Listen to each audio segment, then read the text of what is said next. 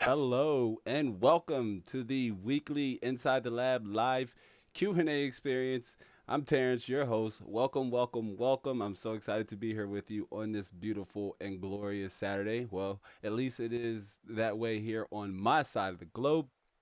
But hello and welcome. Thank you for being here. You could have chosen to be anywhere in the world, but you decided to spend a couple of your minutes or a couple of minutes of your time, or hopefully about an hour or so. We'll see how long this live show goes. But you know what, ladies and gentlemen, you know how we are here in this live stream, right? This live stream is essentially a show, and so long as the ride is thrilling, entertaining, and still delivering value, we keep the ride going. But hello and welcome to the Inside the Lab weekly live show. Again, I just want to jump over to the chat, say hello to UGP, Tiger Nation, just to inspire the rules. I see Anthony's in the house. It's good to see everyone.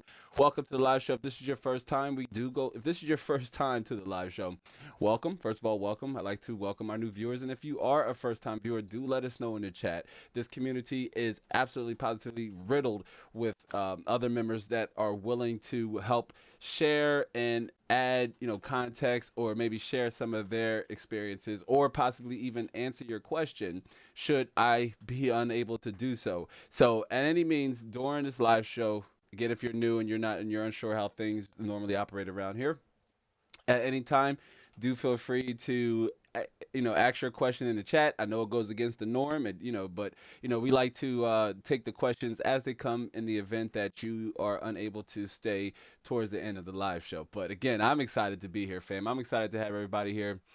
Sparta Rules and UGP. A shout out to our moderator. We got Mrs. Mod in the chat. Our moderator helping keeping the conversation active and going. Hopefully is on that party air horn for those moments, right? And those special highlights. But I tell you what, I hope everybody's week went well so far. We're here, and I tell you what, let's just jump right into it. We're gonna jump right into it, fam, because I don't want to waste anybody's time here on this Saturday. I got a lot of valuable information to deliver here during this live show or during this episode. But I tell you what, also a few nuggets to drop in throughout the live show. So do be sure to stick around for the full duration or for as long as you possibly can. Right, so let me jump over here to everybody's favorite segment, right? And that's our housekeeping list. UGP says it's now at, let me see, I guess I might have missed a comment. UGP says, in my subscriber count is nearly at 1K. Did you see my video from yesterday? I have to check. I have to check my subscription feed. I haven't been on YouTube as a producer here, but I have been consuming content. But I will check that out. But congratulations either way. That's a heck of an accomplishment. So here we are. We're in everybody's favorite segment, right? And that is our housekeeping segment. Now, I do want to point out that the Discord did go live last week or last Saturday into Sunday morning. As promised, I said the link would go out at a early, depending on where you're located. It might have been early for you or late for you, depending on your time zone. But friends and fam, if you are already subscribed to our email list and you have not seen the Discord invite in your inbox, check your spam folder. When I send out the test email, even to my Gmail, right, it went to the spam. It went to the spam folder. So if you are subscribed to the email list, the Discord invite link did go out to everybody who is signed up to the email list. It does expire in 7 days, and I'm going to send out the invite weekly to everybody who is signed up to the list, or maybe even 2 times a week. But if you are and you follow me on Twitter, and you can shoot me a DM, let me know and say, hey Lab, I didn't see the invite, or it's just not coming through. Let me know if you're having any issues with that. But if you aren't signed up to our email list, I do welcome you to join our email list, because unity really starts with you, right? It's the latter part of the word community, right? It means to gather with like-minded individuals. So if that sounds like everything you're into, right, and you love the conversation about PC gaming, definitely sign up for our email list. Other programming applications and directions we go in with the content, email subscribers will be notified first. All we need is your email address and of course your first name, so we know where to find you and what to call you. The Discord so far, I mean, it's a few of us, right? It's a few of us in there. A couple of legacy members, a few community members who have been subscribed to this channel for a long time.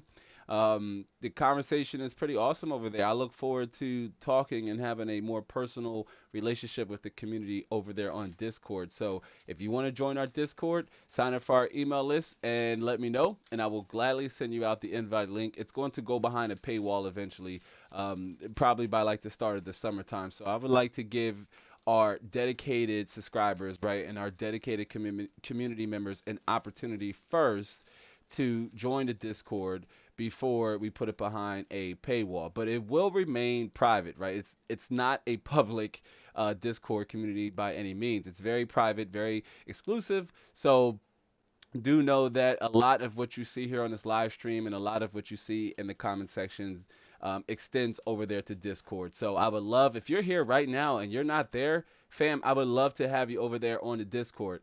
I made mention last week's live show or last week's live stream that, I plan on being just as active on the Discord that I am on my social media feeds. And that is because essentially my social media feeds, I'm able to continue the brand, continue the content. But with Discord, I'm able to continue the conversation. And I think that's so important with community. So I would love to have you, right? Yes, you right now. If you're not signed up, if you're here, you are, or you did get the email, you say, I'm indecisive.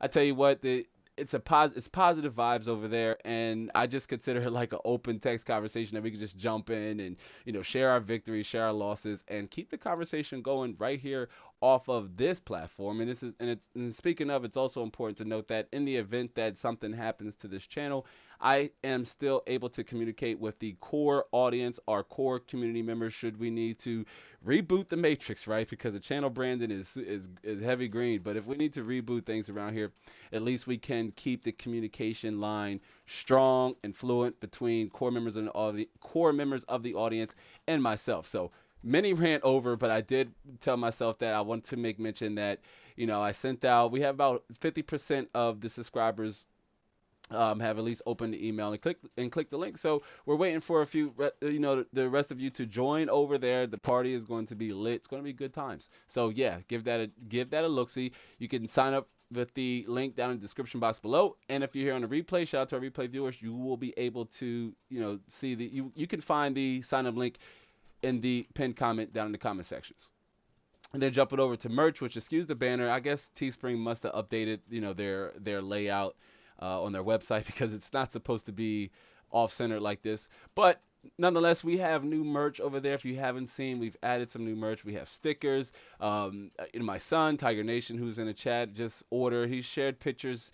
He just ordered the I Test hoodie, right? Our limited edition. And fam, I tell you what, if you're into those kind of things, you're going to want to pick up this hoodie because it will not be available in any other color. So yeah, you're going to want to pick up this. You're going to want to pick up this hoodie, but my son just picked up this one, so this is one of our newer lines. And then you also have the PC Gamer and one of my personal favorites here lately. That is the No Player in the Wild Graphic Series T, which I also have bracelets. They're not on Teespring, but Mrs. Mod put me onto some custom bracelets. So we actually have No Player in the Wild custom bracelets that I'm going to just shuffle in and maybe just give away to those of you, right? Especially, well, more so states bound, because it might cost a little bit to send a bracelet overseas. But if you're here stateside, and I will be, doing just many giveaways over on other social media platforms. If you want a bracelet that says No Player in the Wild, do let me know. And if you want to take it to the next level, pick up a tee, No Player in the Wild. We're coming up on the hot season, at least over here on the East Coast where I'm located. So we're going to see temperatures akin to more of the 70s and 80s. So maybe if you're in the market for a new t-shirt, do check out some of the newer lines. And even if you want to support the channel in the smallest way, a sticker goes a very long way, even if you just pick up one. All of the merch prices are priced significantly low. Some of my favorites here, I really like the Plug series, another limited edition hoodie here, as it's only going to be available in this charcoal gray and black variants. But I really like this one here too, another one of my personal favorites. It's simple, it has a minimalistic design to it. The all important USB device, right? Like, as enthusiasts, we know how important that is. But you can find the link to our merch store down in the description box below, aka the basement. If you have a few extra bucks to spare, buying our merch really supports the channel. It goes a very long way, and I also very much appreciate it. I know I've talked to some community members who have purchased purchase merch, and if you are here and you're one of those people, I want to first and foremost say thank you for supporting the channel. Thank you for supporting the mission. I've designed all of these graphics myself. I have not outsourced not one graphic. I have done nothing but just try my best to make sure that the merch is appealing to as many people in this community as possible. But for those of you who have investing in the channel in this direction, again, I definitely appreciate it. And if you're here on a live stream and you're unable to buy merch, let me tell you something, fam. That definitely supports the channel in a very big way, believe you me. And of course, speaking of another way that really benefits the channel is, of course, heading over to our website every once and again to get the the content packaged all in one facility, if you will, because that is essentially the purpose of the website. It is an extension of the content. You can reach out to me if you have a form of complaint or a form of criticism in a video, or something you're unsure about, or if you're even interested in possibly working with me or consulting with me to help you with your PC. You can either contact me here or reach out to me on my social media social media feeds or my DMs. You can check out the complete videography as well, and of course, read up on the history of the merch. And speaking of, read up on the history of me, of Lab, Inside the Lab, or Terrence, if you will. And of course, we have our community blog, which will have monthly content here coming up in the month of May. So it's going to be some quick 1-2 minute reads that's kind of highlights in a text form what's going on at the channel, what's going on in the community, and what's going on essentially in our niche and just with PC gaming overall as a whole. So check out the website. Again, you can find the links to all three of these places down in the description box below, aka the basement, right? Now let me jump over here to the chat really fast because I know I probably have a little bit of catching up to do. I see Z Fluent, see a new face in the chat. Z Fluent, good to see you, Zion. I'm not sure if you're still here, but welcome, welcome, welcome. And Mrs. Mon says, don't forget to smash that like button. Yeah, definitely give the stream a like, fam. Even if you are unable to stay throughout the duration, very important. You may even hear me say that once or twice, multiple, more than once or twice, multiple times throughout the duration of this live stream. As I see, more people pop in, and not everybody can dedicate or commit to an hour to hear me talk, but I appreciate those of you who do, right? But in the event you can't stick around, you're here. Definitely give the stream a like. Say hello to the chat. If you have any questions about the topic, right, at any point, do feel free to ask. And if you're here on the replay, I do want to shout out our replay viewers. If you made it this far, if you have any questions about anything that's covered during this live show or throughout the duration of this live stream, do feel free to either leave a timestamp down in the comment section below asking your questions, or just ask your question. I always double back and check out the comments on the live streams, or check to see if there's any comments on the live streams.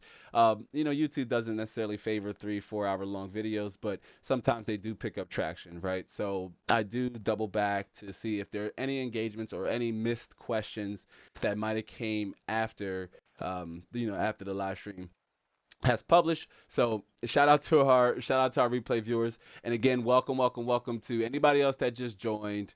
Let me get caught up really fast right here. Spider Rule says, okay, good to know because I haven't gotten one yet. Okay, so yeah, definitely, Anthony, check your spam, check your spam inbox to see if you have the invite link, right, from my email address. Now, if you can confirm that it's still not there, Anthony, send me an Instagram DM, and I will send you the invite link, right? Because hey, we were waiting for some of our long-time viewers and some familiar faces, names, if you will, to join in the conversation. And again, if you haven't chat, I welcome you to join our Discord. It's going to be a fun arena for where community members can just gather and fellowship and just talk about all sorts of different topics that doesn't necessarily relate to just PC gaming. Of course, though, we have a dedicated channel for that conversation. So I'm telling you what, sign up using the link down in the description box below. But don't do it now. Wait toward the duration of the live stream. As you will hear me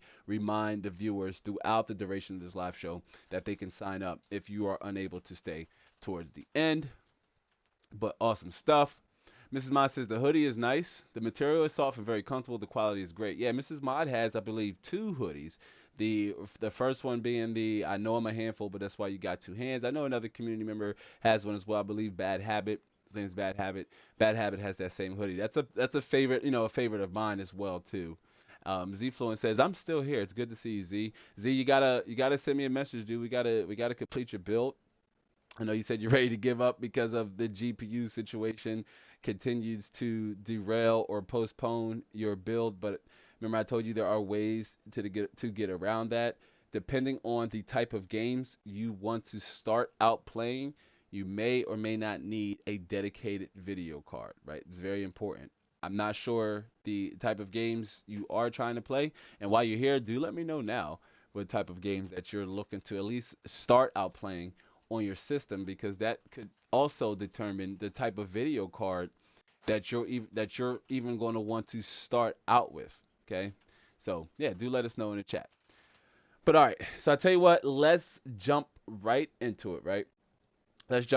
Because imagine this, right? You sit down, you pull up your fancy bucket seat style gaming chair up to your desk, slide your keyboard an inch or 3 closer to your gut.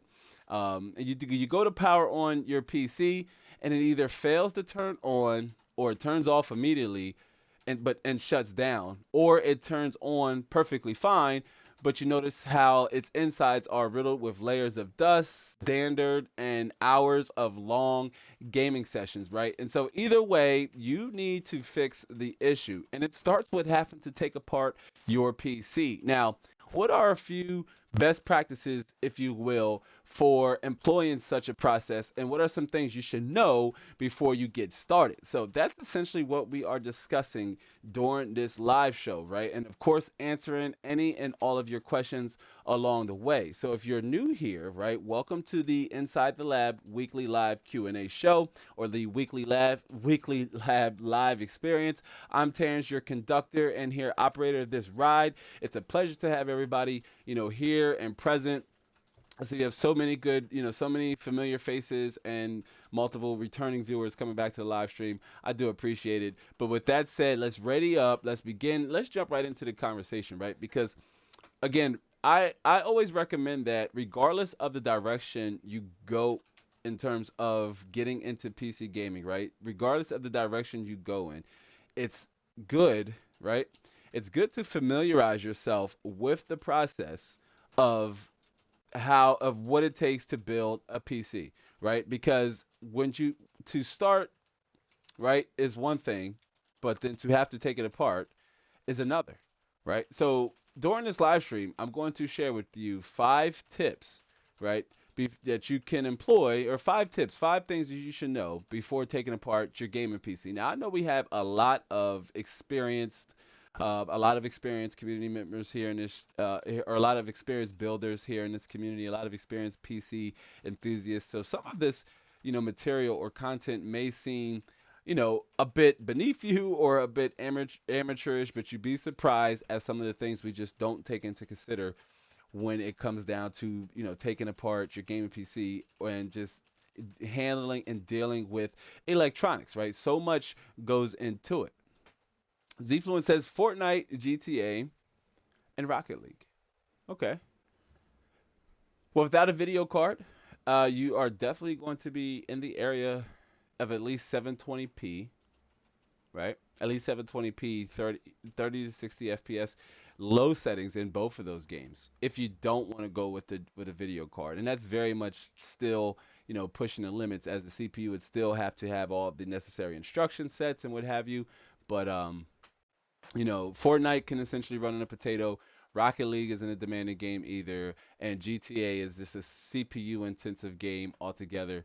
I would just double back on each of those game specifications and make sure you're within them. But those games aren't graphically demanding at all.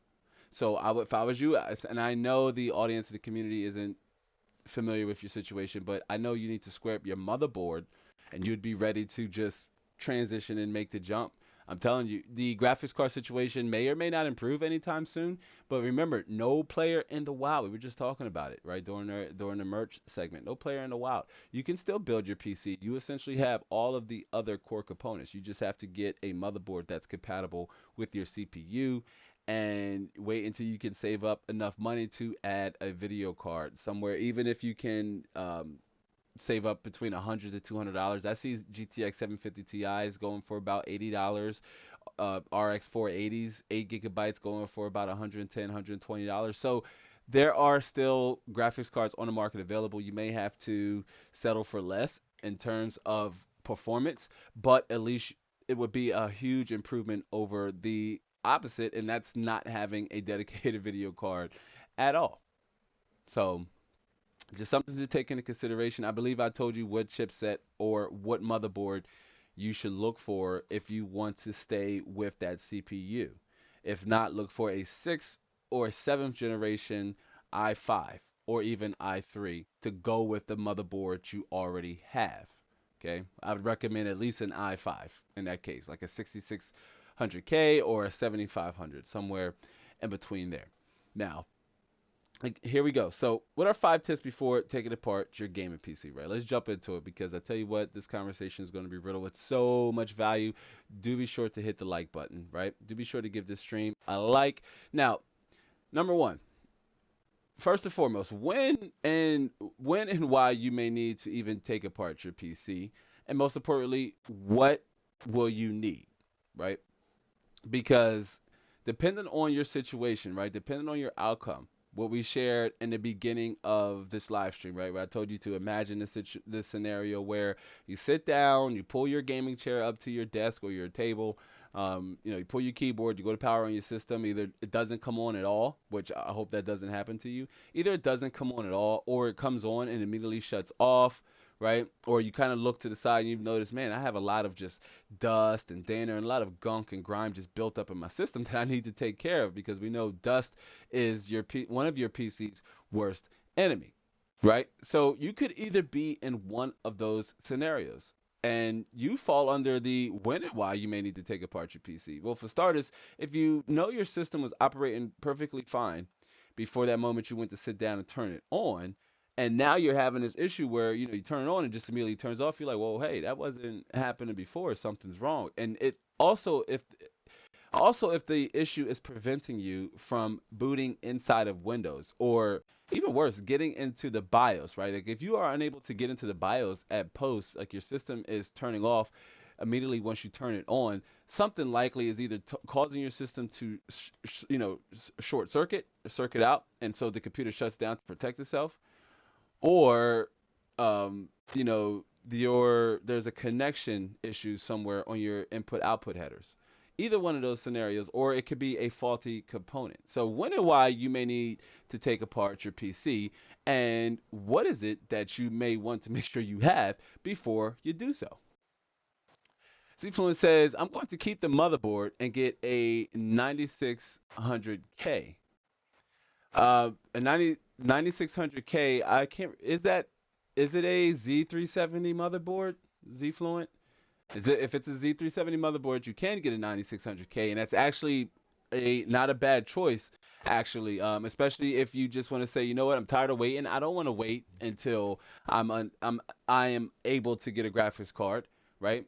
If you can't, sure, go with the 9600K. But I am unable to remember if your motherboard is a Z370 motherboard or a Z390 motherboard. I just know it wasn't compatible with that third generation CPU, the i5 3570 you had. So if you can give me a little more context there. And Cliff, it's good to see you, brother. Cliff is in the house. Cliff says, hello, ladies and gentlemen. Yeah, Cliff is over in the Discord. Cliff, during the housekeeping segment, I had talked about um, how a few members, if you haven't yet gotten your invite link, to check your spam, right, to check your spam inbox. I know it's gone out to like you and yourself and Tricion and a few other people who've joined the Discord. And if you're already in there, and you haven't, jumped into the conversation, stop by, let us know who you are. I try to put the names that I see here on YouTube with the names off of the platform. It's not always easy for me. That is something I struggle with. So bear with your boy Lab. Bear with your boy Lab in that one.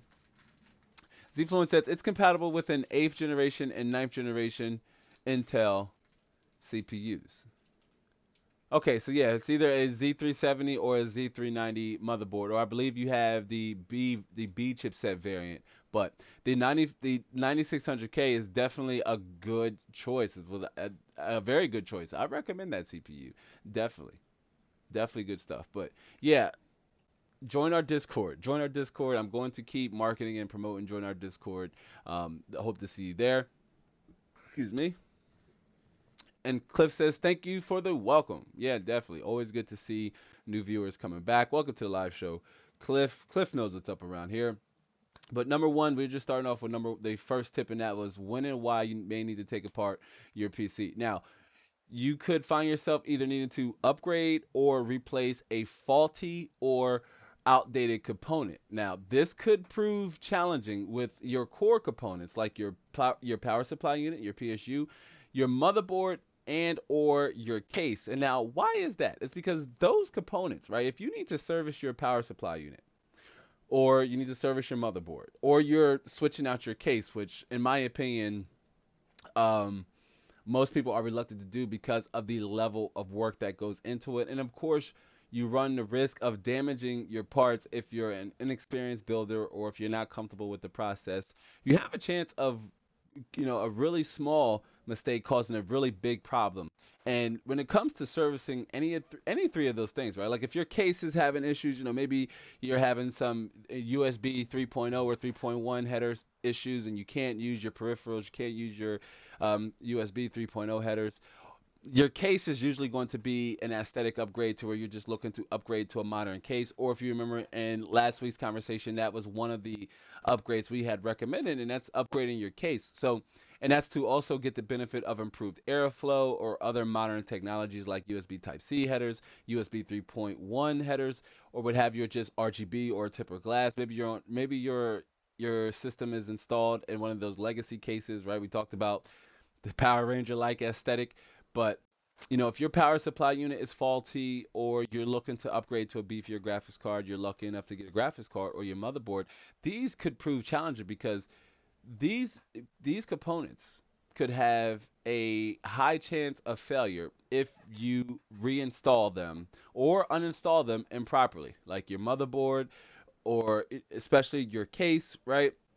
In terms of your input and output headers. So that could be one reason why you may need to take apart your PC, right? Like you need to replace your power supply unit. It's pretty common, especially as we continue to upgrade and evolve our systems. It's pretty common to need to upgrade your PSU, right? Maybe not your motherboard as much because most gamers like to hold on to their platforms for a couple years, well, at least especially their motherboard.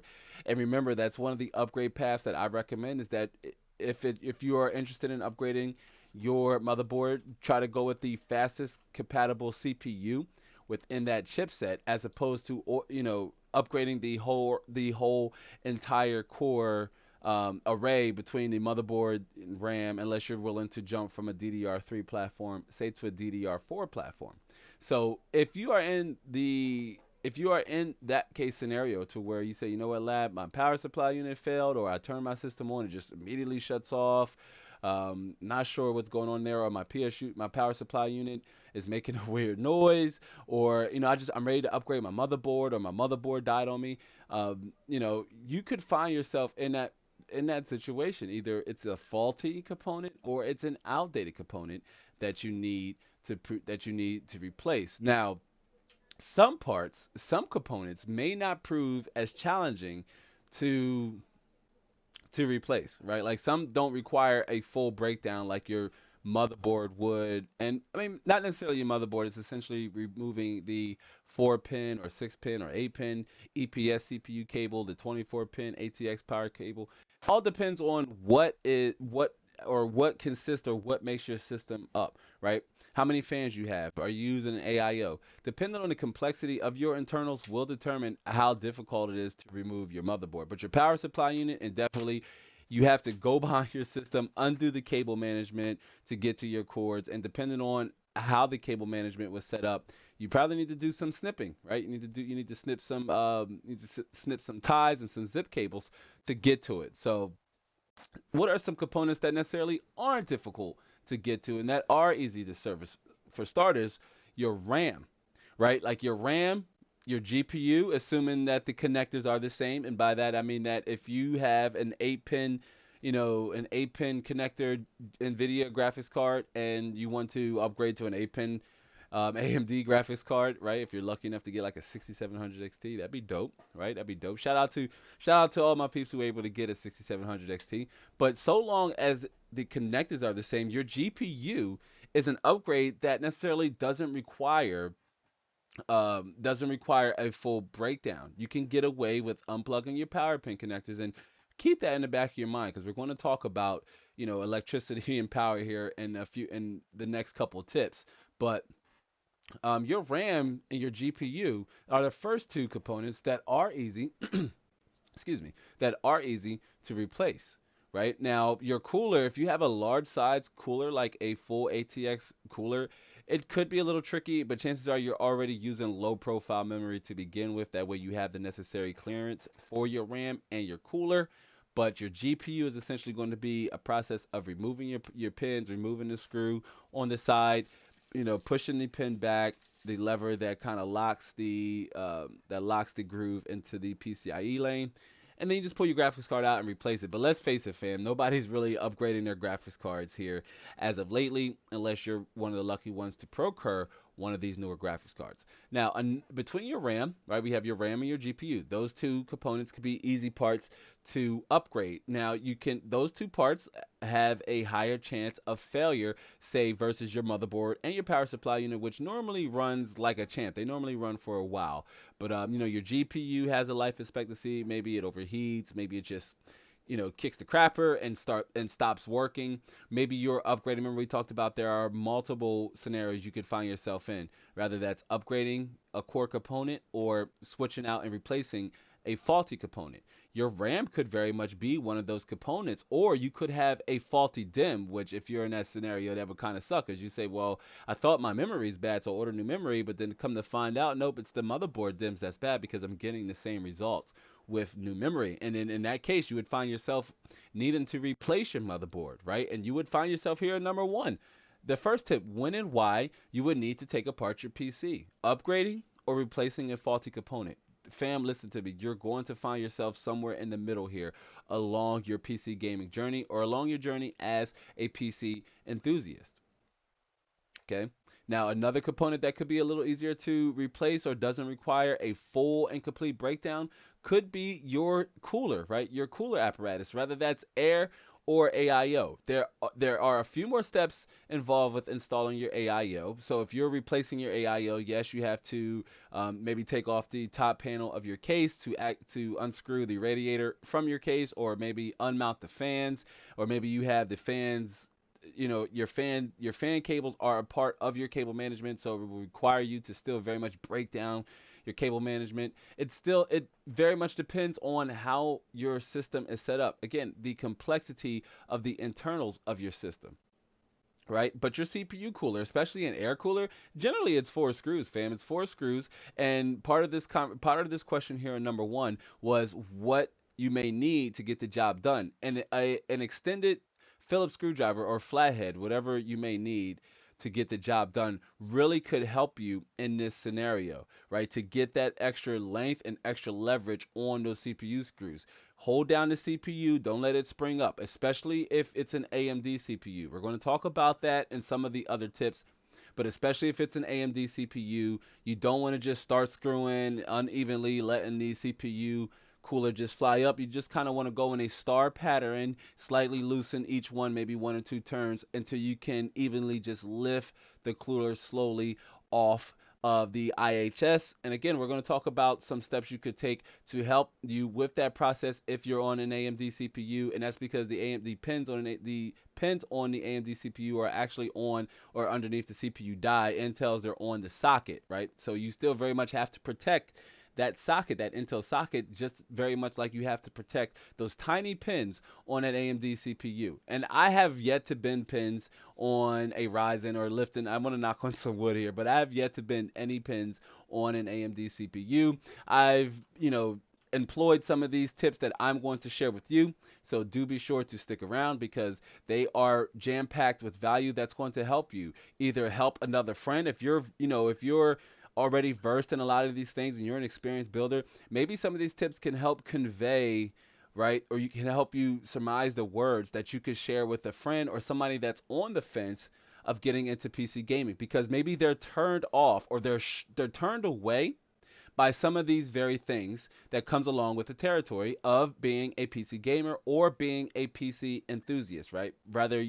And that could be maybe you don't play video games, but you very much rely on a high-end system for your workflow, or if you're a content creator, maybe you rely on a system for your streaming or your content creation workflow. I use my guy self-publishing with Dale, another fellow creator on the channel. Dale, runs his self-publishing with books, or self-publishing with Dell brand. And to the best of my knowledge, I don't think Dell games on his gaming PC, but I do know he has an Alienware gaming PC with an 8700K. So maybe you're in that wheelhouse, and you need a system that's just going to help you deliver your content, right? It's not always about gaming when it comes to PC hardware, but very much that person could be on the fence about even wanting to jump into their content creation workflow, or maybe they're on the fence and getting into video editing or animation or 3D modeling or even game development, because they don't want to have to deal with these things, or there are a few misconceptions that goes into this specific facet of PC gaming, and that's maintenance. It comes with the territory.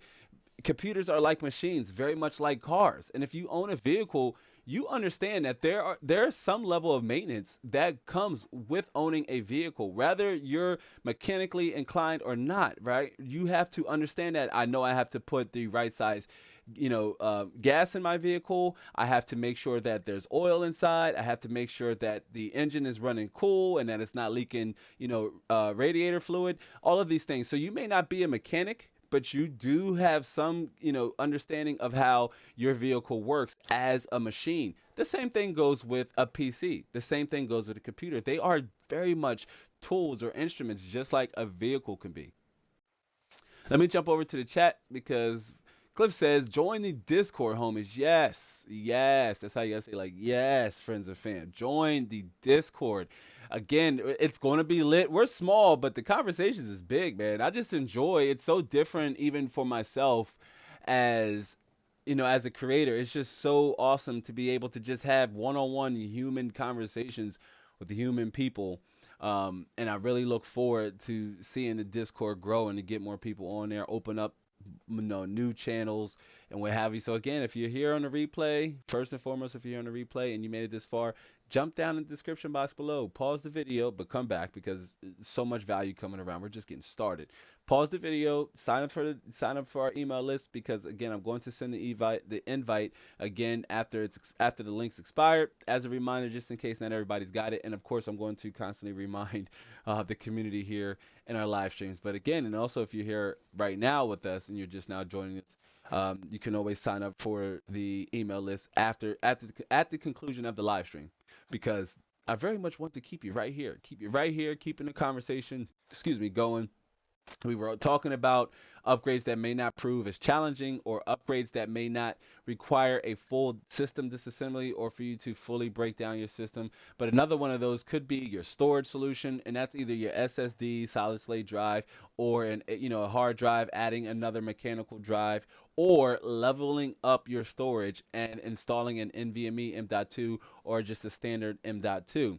That's an upgrade that you will hear being recommended amongst many circles here within the PC gaming community, because adding an SSD can drastically improve your system. We're not going to go into it too much because your storage as an upgrade, or your storage solution as an upgrade, was covered heavily in the first part of this 15 part tip series.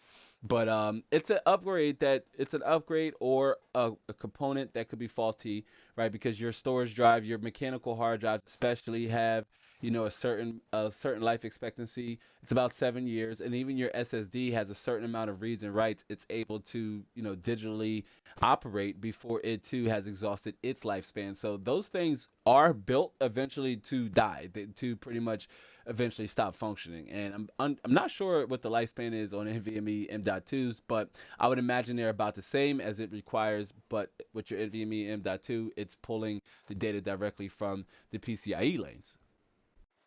XRA Gaming says, take it apart and clean it. Don't be nasty.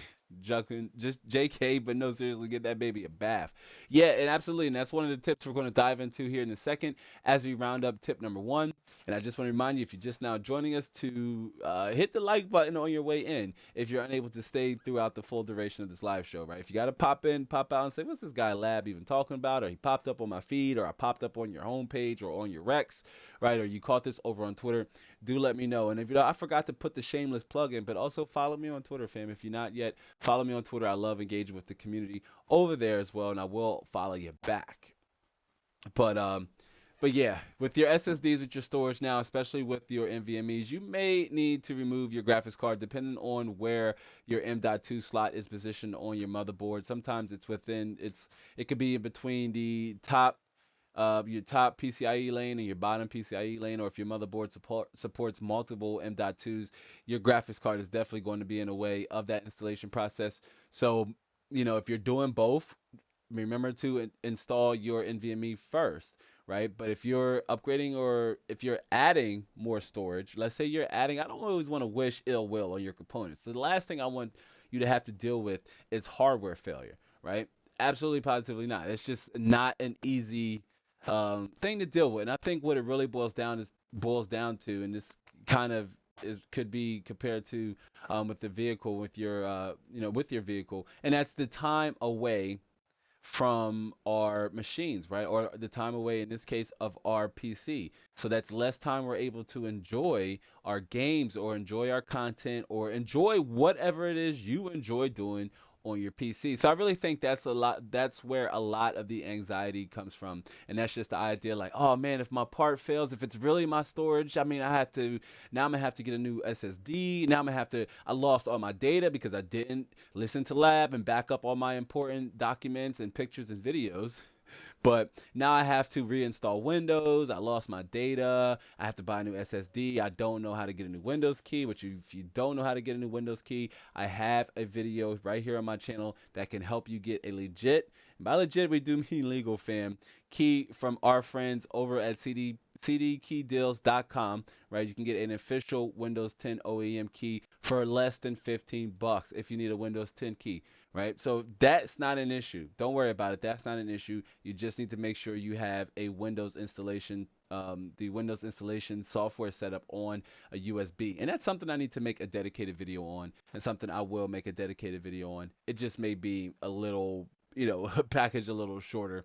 Which, speaking of, doing any of these upgrades or core component replacements, you're going to need the right tools. Now, you can use a electric screwdriver, right? Like a hand electric screwdriver. It's one of my favorites. Like, matter of fact, I have it right here. I can pull up. And I know if you've been around for a long time, you've probably seen this bad boy.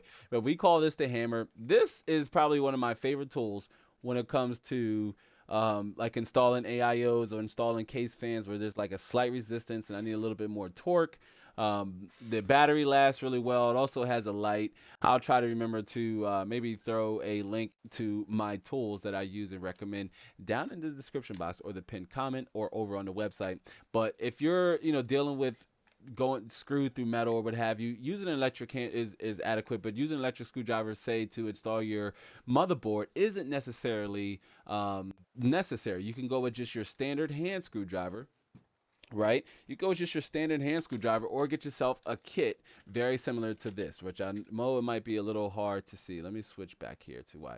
You get yourself a kit like this, and I know the light's reflecting off of it pretty bad here. Apologize about that. But get yourself a screwdriver kit with multiple heads on it, right? For like hex screws and to prepare yourself for any situation you may run into, right? But just get yourself a standard screwdriver. This is essentially all you need: a Phillips screwdriver or a flathead, depending on what you're doing, right? This is essentially all you need. But sometimes installing an AIO or installing, fans on the radiator could be a little tiresome. And so this is why having an electric screwdriver could just help you zip, zip, zip, zip, zip, zip, zip, go right down and you knock out those 8 screws or 12 screws. 8 screws, I'm sorry, if it's if it's a 240, a 2 fan millimeter AIO or 240 millimeter AIO, you knock out those 8 screws and you're done in no time, right? But essentially, you want to make sure you have a Phillips head screwdriver or a flathead screwdriver. Okay, can't stress that enough. Let me see. Cliff says, had an M.2 slot on an ASRock ITX board. The NVMe drives in the back halfway blocked by the back cutout. So it was a let me switch over here. So it was a full motherboard teardown for storage. I don't know how common that is, but yeah. And I mean, yikes, that kind of sucks.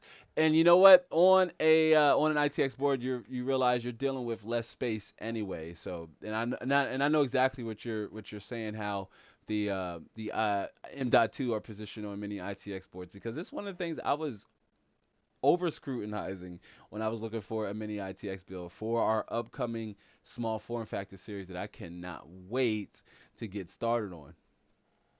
Cliff says those kits are great with Torx, security bits, many choices, even some have spudge for opening laptops or cell phones. Yeah, you're absolutely right. And I want to say this one didn't, but the backup one I do have did come with the spudge, and that's like looks like a electric guitar pick, and that helps you kind of separate plastic that's really tiny or hairline thin plastic joints on especially laptops that are common on laptops, and even cell phones. They're more commonly used even for cell phones. But get yourself a kit like this or an iFixit kit. Hey, if there's any ladies in the ladies in the chat, or brothers in the chat, these make for a great gift. Even if your spouse, doesn't matter, the sexual orientation of your spouse, if you want to get your spouse a handy tool set, get them a nice $20 iFixit tool, or even less than that. I don't even think I paid this much, but when you are dealing with PCs, you want to make sure you have the necessary tools to get the job done, right? Phillips head with different sizes, check. Hex, flathead, extension, or elongated bits are a plus. And again, this one doesn't come with it does have this little extension here, but it's a little weird to use, but it has come in handy when I need to, say, install motherboard screws. And it's also a good tip to have bits, right? For those of you who don't know, that's just your regular bits, the screw heads that go onto the socket or the screwdriver. It's good to have magnetic tips. They come in handy, especially when installing your motherboard or putting screws into your motherboard. I know they save me a great deal, and all of my screw heads are all magnetic tip because it just really helps. I see Cliff says in a headlamp, thank me later. Yeah, absolutely. And I keep holding out for a headlamp. I always go into the store and I tell Mrs. Mott, I say, hey, that could prove really handy just to have a headlamp on. But I do keep a flashlight because, yes, Cliff is absolutely right. Having a flashlight helps. No bias here. Nobody's judging your eyesight. But when you're down in a case and you're dealing with a case that, say, has black on black screws or black on black wire, header input output to install, or if you drop a screw, even having a flashlight can really help you, get that extra visibility you may need inside of the case to help make sure you avoid any mistakes. And that's too going to be a running theme throughout the duration of this live show. Another couple few tools to have in your arsenal to help with your either repair or upgrade process. That's a microfiber cloth, right? That's to help, wipe down your system or wipe down your monitor, because this extends beyond just your PC, right? Your monitor can also need to be serviced, right? You may have dusty and you just can't take your finger and go wipe, wipe, wipe, wipe, wipe, right? And wipe your monitor. So you're going to want to make sure you have a microfiber cloth also in your arsenal of tools. Microfiber cloths, non-abrasive. Distilled water, right? You also want to make sure you have distilled water. If you need to wipe your fans down, or wipe down parts of your case, you want to use distilled water. And if you also want to wipe down your monitor, you're also going to want to use distilled water. And then having compressed air or an electric blower or duster is going to save you a lot of headaches and time when it comes to getting in those hard to reach crevices, those hard to reach places within your case. Remember how we talked about maintenance in your PCs a few live shows ago? That conversation is really good, fam. If you haven't yet seen that and you're here, or you're in the replay and you up to this point and you're like, oh, whoa, what did she talk about? I need to know all about maintaining my PC. Consider that live stream or that conversation a precursor to this one, as it essentially builds off of that, as we talked about in that live stream. Reasons why you need to maintain your PC, right? Reasons why you may need to find yourself maintaining your PC. And now this part of that conversation follows up with 5 tips to tearing apart your PC. As I see, we have Bad Habit jumped in and said, "What's up?" Bad Habit says, "What's up, my friends? It's good to see you, Bad Habit. It's good to see you, Bad Habit, as always." Bad Habit, I'm reminding everybody that comes into the live show, especially some of our returning viewers and regulars here. The Discord, let me switch back here really fast before we round up the first tip. You came in about a perfect time, as we were just finished up tip number 1. And for anybody else who just joined us, we were just finishing up tip number 1. And I will get back into there because I just wanted to remind, I'm going to say this throughout the live show. So bear with your boy Lab. But the Discord invites, they did go out last Sunday, wee early hours in the morning. At least for me, I was up just making sure everything went smoothly, and I tested the email delivery, and with my Gmail, that email went to my spam folder. So if you are confirmed signed up to the email list and you haven't yet seen the invite to the Discord, let me know, and you can message me over on the Instagram or Twitter, and I will send you the link.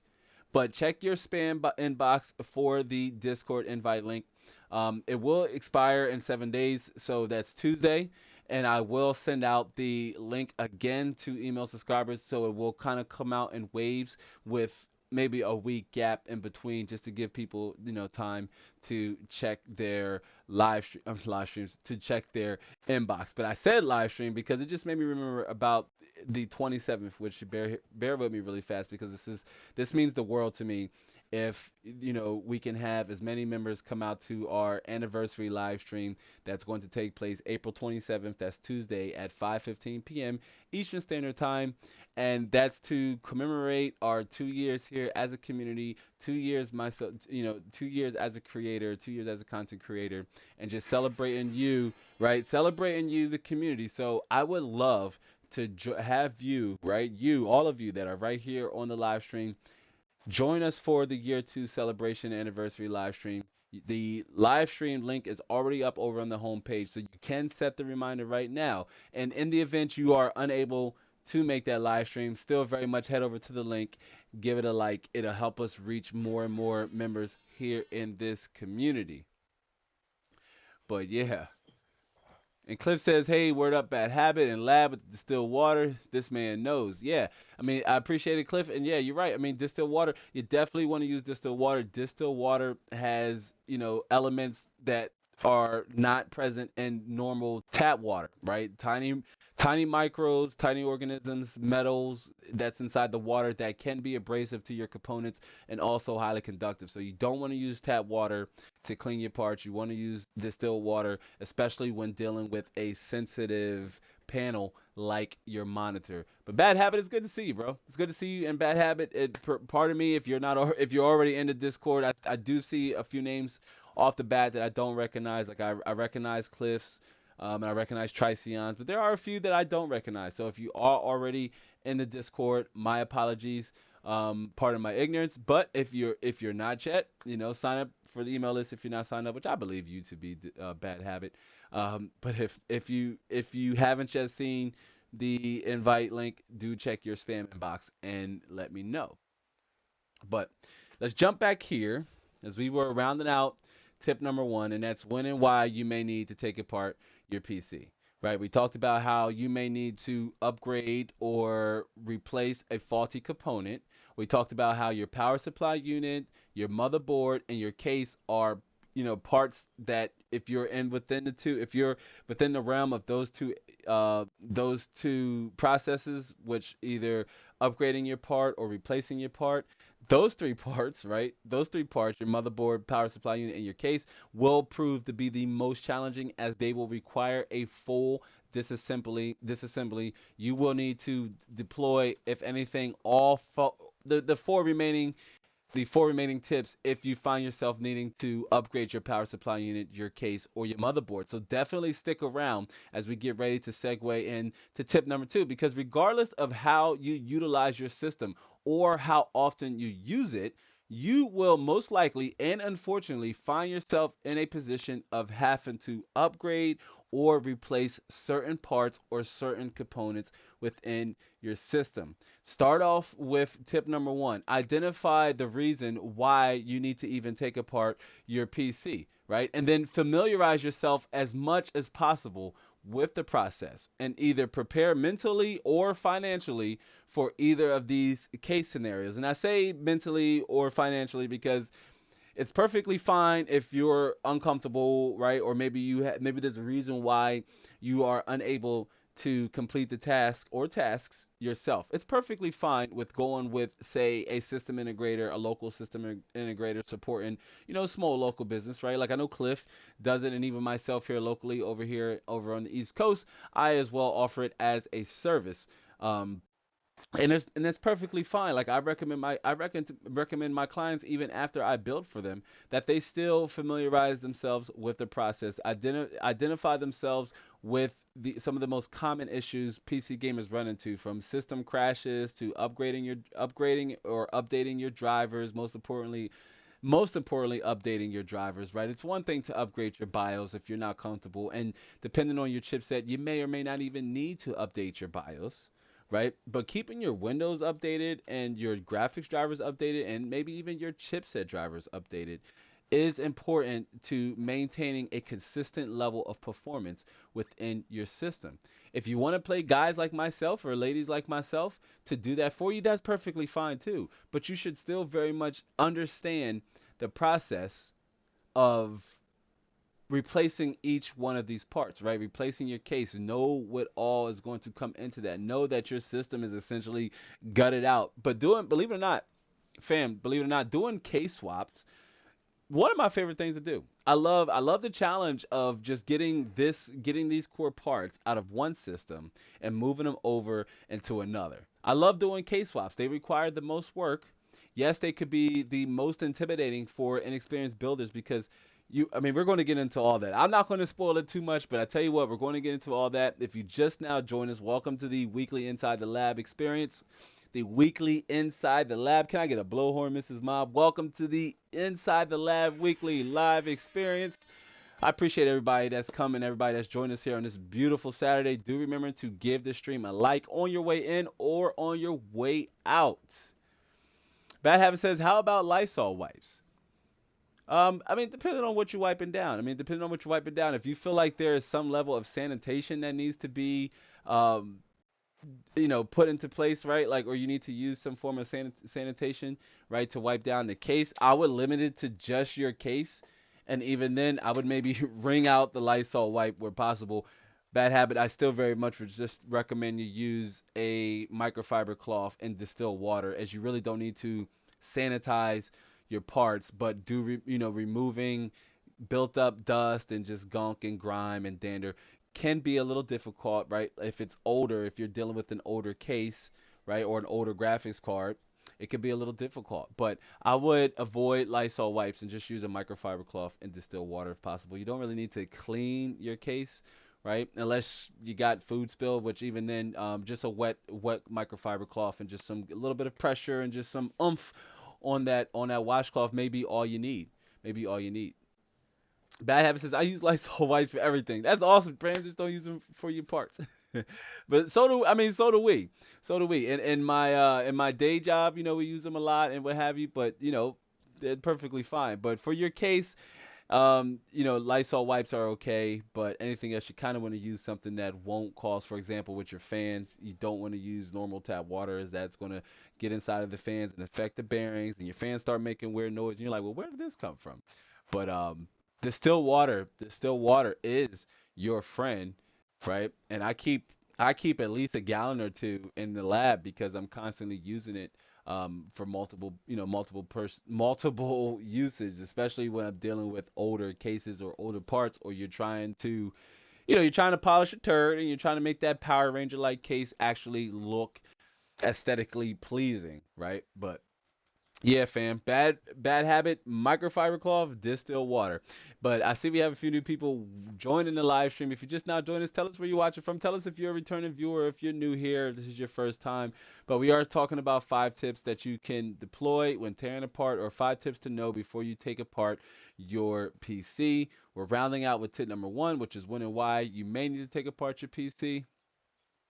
Cliff says some of them have ammonia in them, bad habit, and some panels have an anti-glare coating that's actually very sensitive. So yeah, that could actually start stripping some of the paint from the metals. Um, I believe it's referring to the alcohol, because yeah, some Lysol wipes have an alcohol solvent to them or ammonia solvent to them. But yeah, as Cliff said, distill water and microfiber on a regular basis, safest route to go, and that's another should be another reoccurring theme here during this live stream. It's what's the safest route, right? You got the good, better, best model. Using the good, better, best model, distill water in a microfiber cloth is the best way to go about when cleaning your system or cleaning your parts with any form of liquid, or if you want to use a liquid solvent. So let's jump in here to number 2, right? Tip number 2. We're moving right along, fam. Do remember, if you haven't yet, remember to give this stream a like, right? Give this stream a like as we jump into number 2. And it may seem like a little like, come on, lad, that's common sense, but you'd be surprised.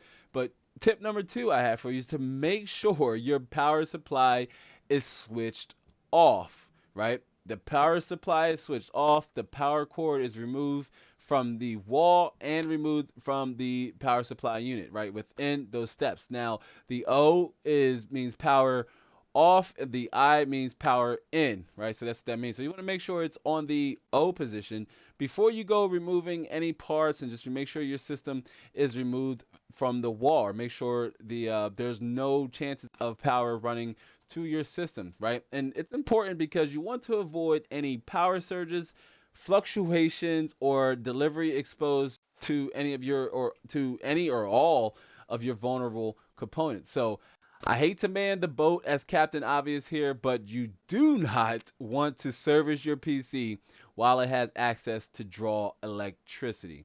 Again, I hate to man the Captain Obvious boat, but it's very true. You'd be surprised that how easy it is to forget to just reach back, and maybe your system has power into it and you just maybe forget to unplug it from the wall. But the first tip I have for you is to make sure your system is powered off. Give it a nice flick down, look back, make sure it's on the O, look inside, make sure there are no visible lights on.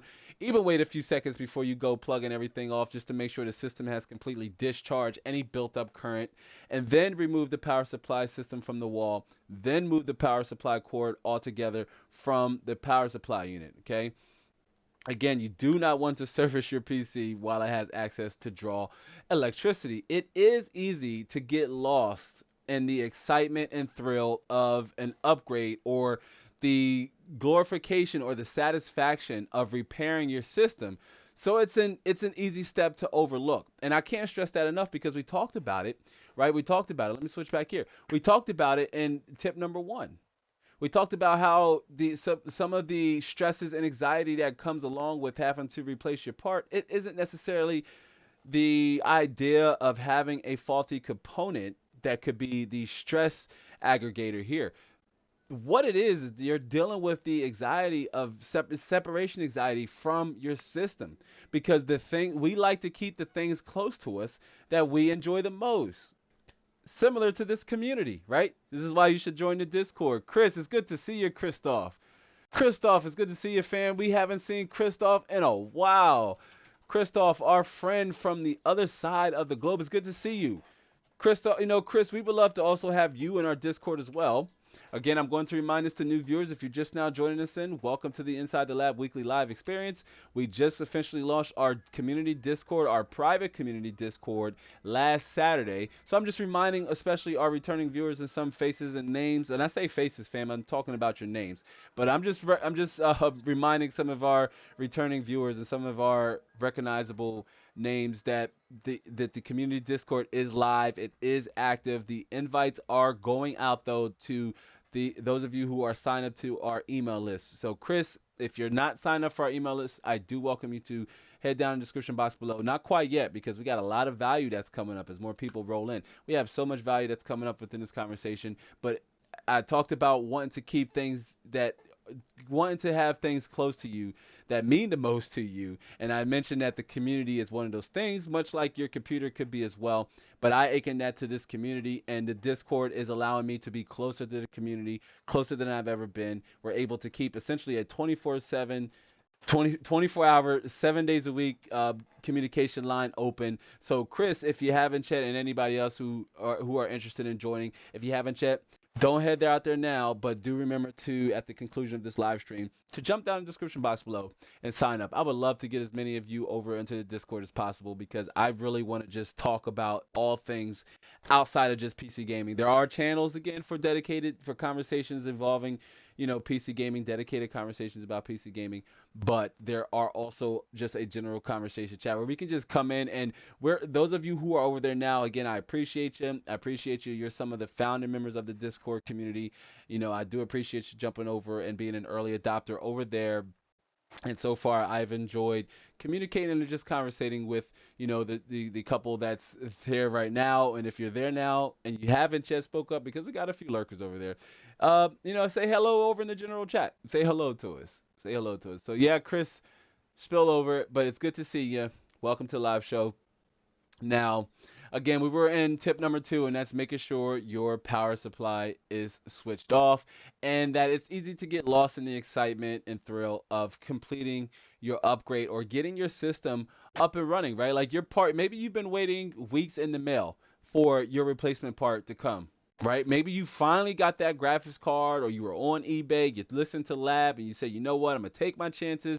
I'm gonna pull the trigger on the used graphics card, which a shameless plug here, but I tell you what, and not next week's video because we got the anniversary live stream, so I seriously doubt we'll get a video out on Monday, unless it's a highlight. But for our normal long form content, right, where we finish out the Asus ROG Strix RTX 3090 series, that likely will come the following week. But after that, we are doing a video on a used graphics card and how the used market can very much still be a viable option. PC gaming has always been expensive. It's always been expensive. Are we going to argue the fact that it's expensive now? It's always been expensive. Now console gaming is even expensive because you can't get a console at MSRP. They're very much too scalped up to anywhere between 75 to 85 or 70 to 80% just for the sake of simplicity with whole numbers. They too are being scalped up. So it's hard to even just say, well, I'm a console gamer and I game on a higher end console, aka a PS5, which is so far leading the quote unquote next generation console race in terms of performance and demand. As it stands, the PS5 is in higher demand versus the Xbox Series S and X, but nonetheless, they both have very poor availability, and they're very much still hard to find, right? Thunder, it's good to see you, Thunder, and I see we have a few more people. I just want to say welcome to the Inside the Lab weekly live Q&A, or our weekly live experience show, as we discuss 5 upgrades or 5 tips you should take into consideration before you start tearing apart your PC or tearing down your PC. The first tip, for those of you who missed it, the first tip was, let me jump back here and just show you. Let me just bring it up here not that. But the first tip is when and why you may need to even take apart your PC. And that's, again, you may find yourself in a situation where you need to replace a faulty component or upgrade your component for more performance, or for essentially, we can say more performance, because that can even come in the form of an SSD. So we are in tip number 2, and that's making sure your power supply is switched to the O, which is off, and the I stands for in, power coming into the power supply unit. But again, you do not want to service your PC while it has access to draw electricity, and how it's easy to get lost in the thrills of excitement. So just make sure you complete this step, right? Just make sure you power down your system, maybe count to 20, make sure the system has completely discharged any currents, unplug the system from the wall, and then unplug the cord all together. And now what this does is it protects your components, or protects any components that are already functioning absolutely fine, right? Don't open up a can of worms with an ill-fated lapse of judgment, right? Because let's say your SSD was faulty, but your GPU was fine, and there was a power surge in between, you starting to take down your system.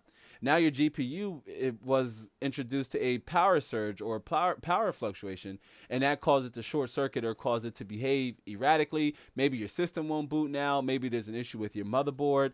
Don't open up a can of worms. Make sure your power supply unit is switched to the O before you begin to service your system. It's also good to set aside any distractions, take care of any obligations before you get started. Like, don't leave your parts out or exposed for long. Make sure you have all of the tools and all of the parts you're going to need to complete the task from beginning to end. I'd also recommend you start at an earlier point of the day, and that way, if you do run into an issue where maybe you're missing some hardware, or you don't have the proper tool to complete the installation process, if you're missing a core component that's going to limit your ability to complete the build, having to wait in the mail to order it does suck. And it's one of the reasons why you're going to want to do your research to begin with before you start that process, to avoid you running into that issue. But you're going to want to set aside any obligations before you get started, right? Like, if you got a dog, walk the dog. If you got kids and you're by yourself, or your spouse is unable to help you, make sure you get that taken care of out the way.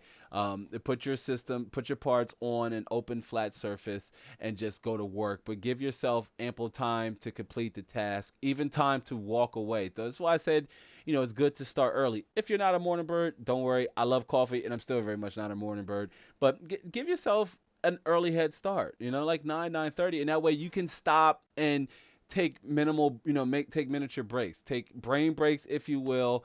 That if you get frustrated, you're like, no, what, I can't figure this out. At least you can walk away, and you still have enough time to complete it at the, at the conclusion of your day. Me personally, when I'm doing builds for clients, that's how I operate. I like to normally start the build at 8 o'clock, especially if I am creating content on that system or that build, right? But make sure you have all of your parts and everything you need to complete the task from beginning to end. Let me jump over here in the chat. Cliff says hello to Thunder with the Thunder emoji. Yeah. What's up, Thunder? What's up, LT? We're talking about 5 tips you should take into consideration if you're going to upgrade your PC. We're just finished up tips number 1 and 2, and we're jumping over to tip número tres. That is number 3, for those of you who aren't familiar in the Espanol. But we are taking into tip number 3, and you gotta love this one, right? And this tip comes from my days when I built furniture, right? Like I would build bunk beds, I built tables, end tables, chairs, dining room table bases, lamps, all different kind of things. And most importantly, if I didn't have the instruction manuals there and I wasn't sure, I took pictures along the way. So it seems frivolous, right? It seems frivolous. It really does. But taking pictures could help you a great deal if you don't have access to the instruction manual, right? Or it could just help you as a visual reminder of the way things looked before you began to break everything down, right? It's, everybody's memory is different, right? Everybody's memory is different. I'm a little older, and I got a lot more going on. So if I'm in a case that I know I don't have access to any form of online help or any physical help right there, and the person drops it off to me and they're like, oh, it won't turn on, and then boop, here you go, and I'm like, well, just make sure. Let me take a picture, because maybe there could be some hidden signs. Excuse me. Maybe there could be some hidden signs that the user didn't see, and I didn't notice either, that could be causing other problems, or where something was before, and they're very adamant about having their system reconfigured the same way it was before you put your hands in there and took everything apart. This also could seem like an old head move or like an okay boomer type move, but again, it's something that I don't do it all the time, but when I built furniture and, just to kind of help me remember how things were before I took them apart, I'll just maybe snap a few pictures. Most of the time our phones are within 12 inches of us anyway. Not mine though. I have no idea where my phone is. But most of the time our phones are right next to us. So you can do this in steps as you're breaking everything down, or in certain parts, like how the cable management was arranged, or where your input and output headers go. If it's a much older motherboard and you don't have access to the, where the power switch bit, and where the HDD bit goes, where those power connectors goes, take a picture, snap a picture. Remember we talked about having the headlamp or a flashlight? You shine your flashlight in there, it's going to give you improved visibility to help you with these things, to help you identify what the system looked like before, you got in there and started breaking things apart and getting your hands dirty.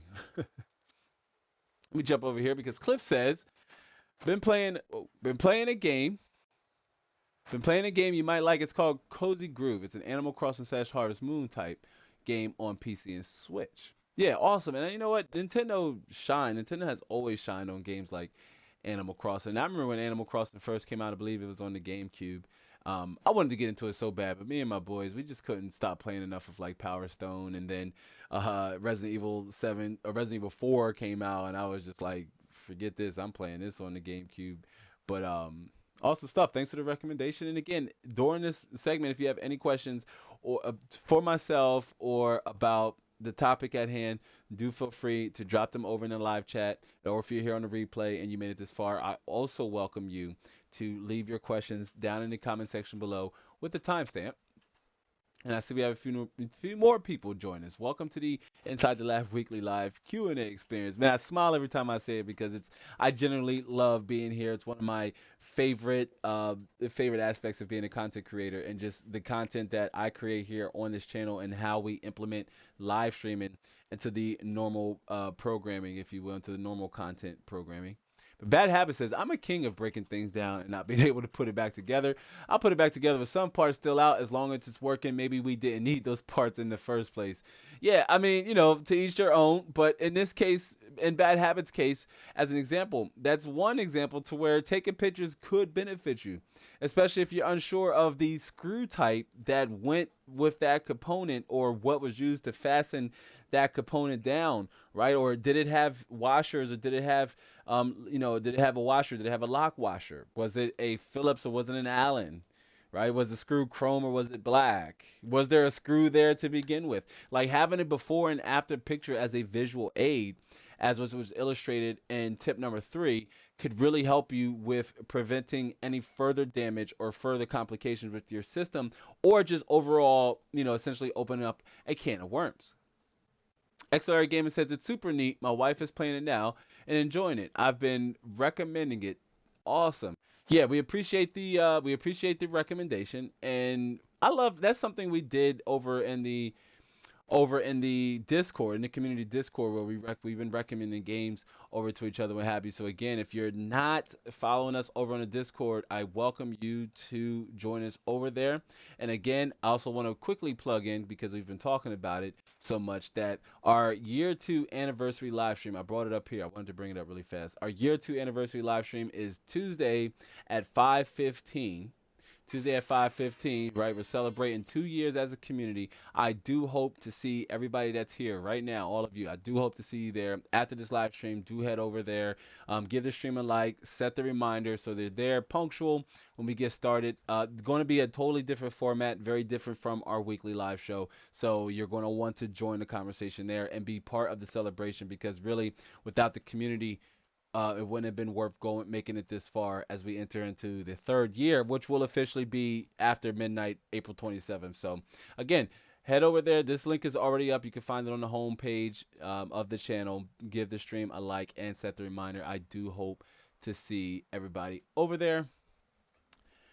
Cliff says it's super neat. My wife is playing it. Okay, awesome. Sorry, we read that. And Bad Habit says Alien Isolation for free on Epic. I grabbed it real fast. Yeah, right. And speaking of, we have to finish. We're playing Alien Isolation in our pop-up live series, but I did see that, yeah, Alien Isolation is free, and I believe that's when I picked it up last year around this time. I picked it up when it was free. So hey, listen, I highly recommend that game, especially if you play at a higher resolution than 1080p. The game has some amazing graphics, and getting chased by the alien is truly epic. But yeah, set the reminder for our year 2 anniversary live stream. Can't wait, and I hope to see everybody there. All right, so let's jump back. Let's jump back here. Sorry, shameless plug out the way. I just want to remind to get, and you're going to see me, push the live stream over on the socials and over on the channel, and maybe even the Discord. I'll send the reminder out, because I've been notified that not everybody receives the live stream notification. So that's why it's good to set the reminder so you don't miss those important moments, and you don't miss especially the anniversary live stream. So much I want to mention and talk about it, but I like to save as much suspense for the actual live stream. But I tell you what, you're not going to want to miss it. I really hope you're able to make it. I understand if some of you have other obligations, perfectly understandable, but still very much hope to be honored by your presence. But yeah, we were talking about taking pictures of your setup during the process. Again, that's either at certain intervals or at certain points of the build process, or all together, or maybe as a whole, right? Like if you just want that visual aid that you can look back, because you could find yourself in a position to where you're like, well, I followed all of the steps that I was supposed to, right? Lab said do this, I did that. Lab said don't do this, so I avoided doing that, right? I reversed the steps in the exact order, but now my system's not doing this. It turned on perfectly fine, right? Maybe my storage, my hard drive could plunked out, or something was wrong with my storage, but you knew your system was able to turn on. Your pictures, your visual aid could come into play here and help you identify something you might have done wrong during the process, and that you could help reverse and fix before it causes any irreparable damage or irreversible damage. My bad. Before it causes any irreversible damage. Bad Habit says, God willing, I'll be there for the anniversary stream. Yeah, right. Like Lord willing, I hope to see everybody there. Again, it's Tuesday, 5:15 Eastern Standard Time. It's going to be very different from like this what we're typically used to here with our weekly live show. So definitely after this live stream concludes, you all have a little bit of homework yourself. If you're not signed up for the email list and you want to join our private community Discord, you're going to want to sign up for the email list. If you're already on the email list, your invite is in your inbox. Check your spam filter, or check your spam inbox. And in the event it's still not there, let me know in the DM. Say, hey, here's my email. I'm on the list, but I didn't get the invite. Okay, because I'm also going to remind the community over in the Discord about the anniversary live stream. But this tip is pretty straightforward, so we're not going to spend a lot of time on it. But it can be a helpful tool you can deploy. And by tool, I mean your cell phone, right? Like your camera, whatever you use to take pictures on.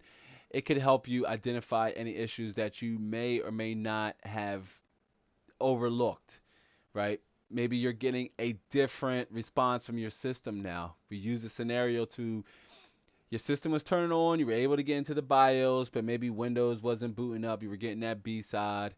But now that you've replaced your hard drive, or you replace, it's very common, unfortunately, more so common with case swaps when you're swapping a case.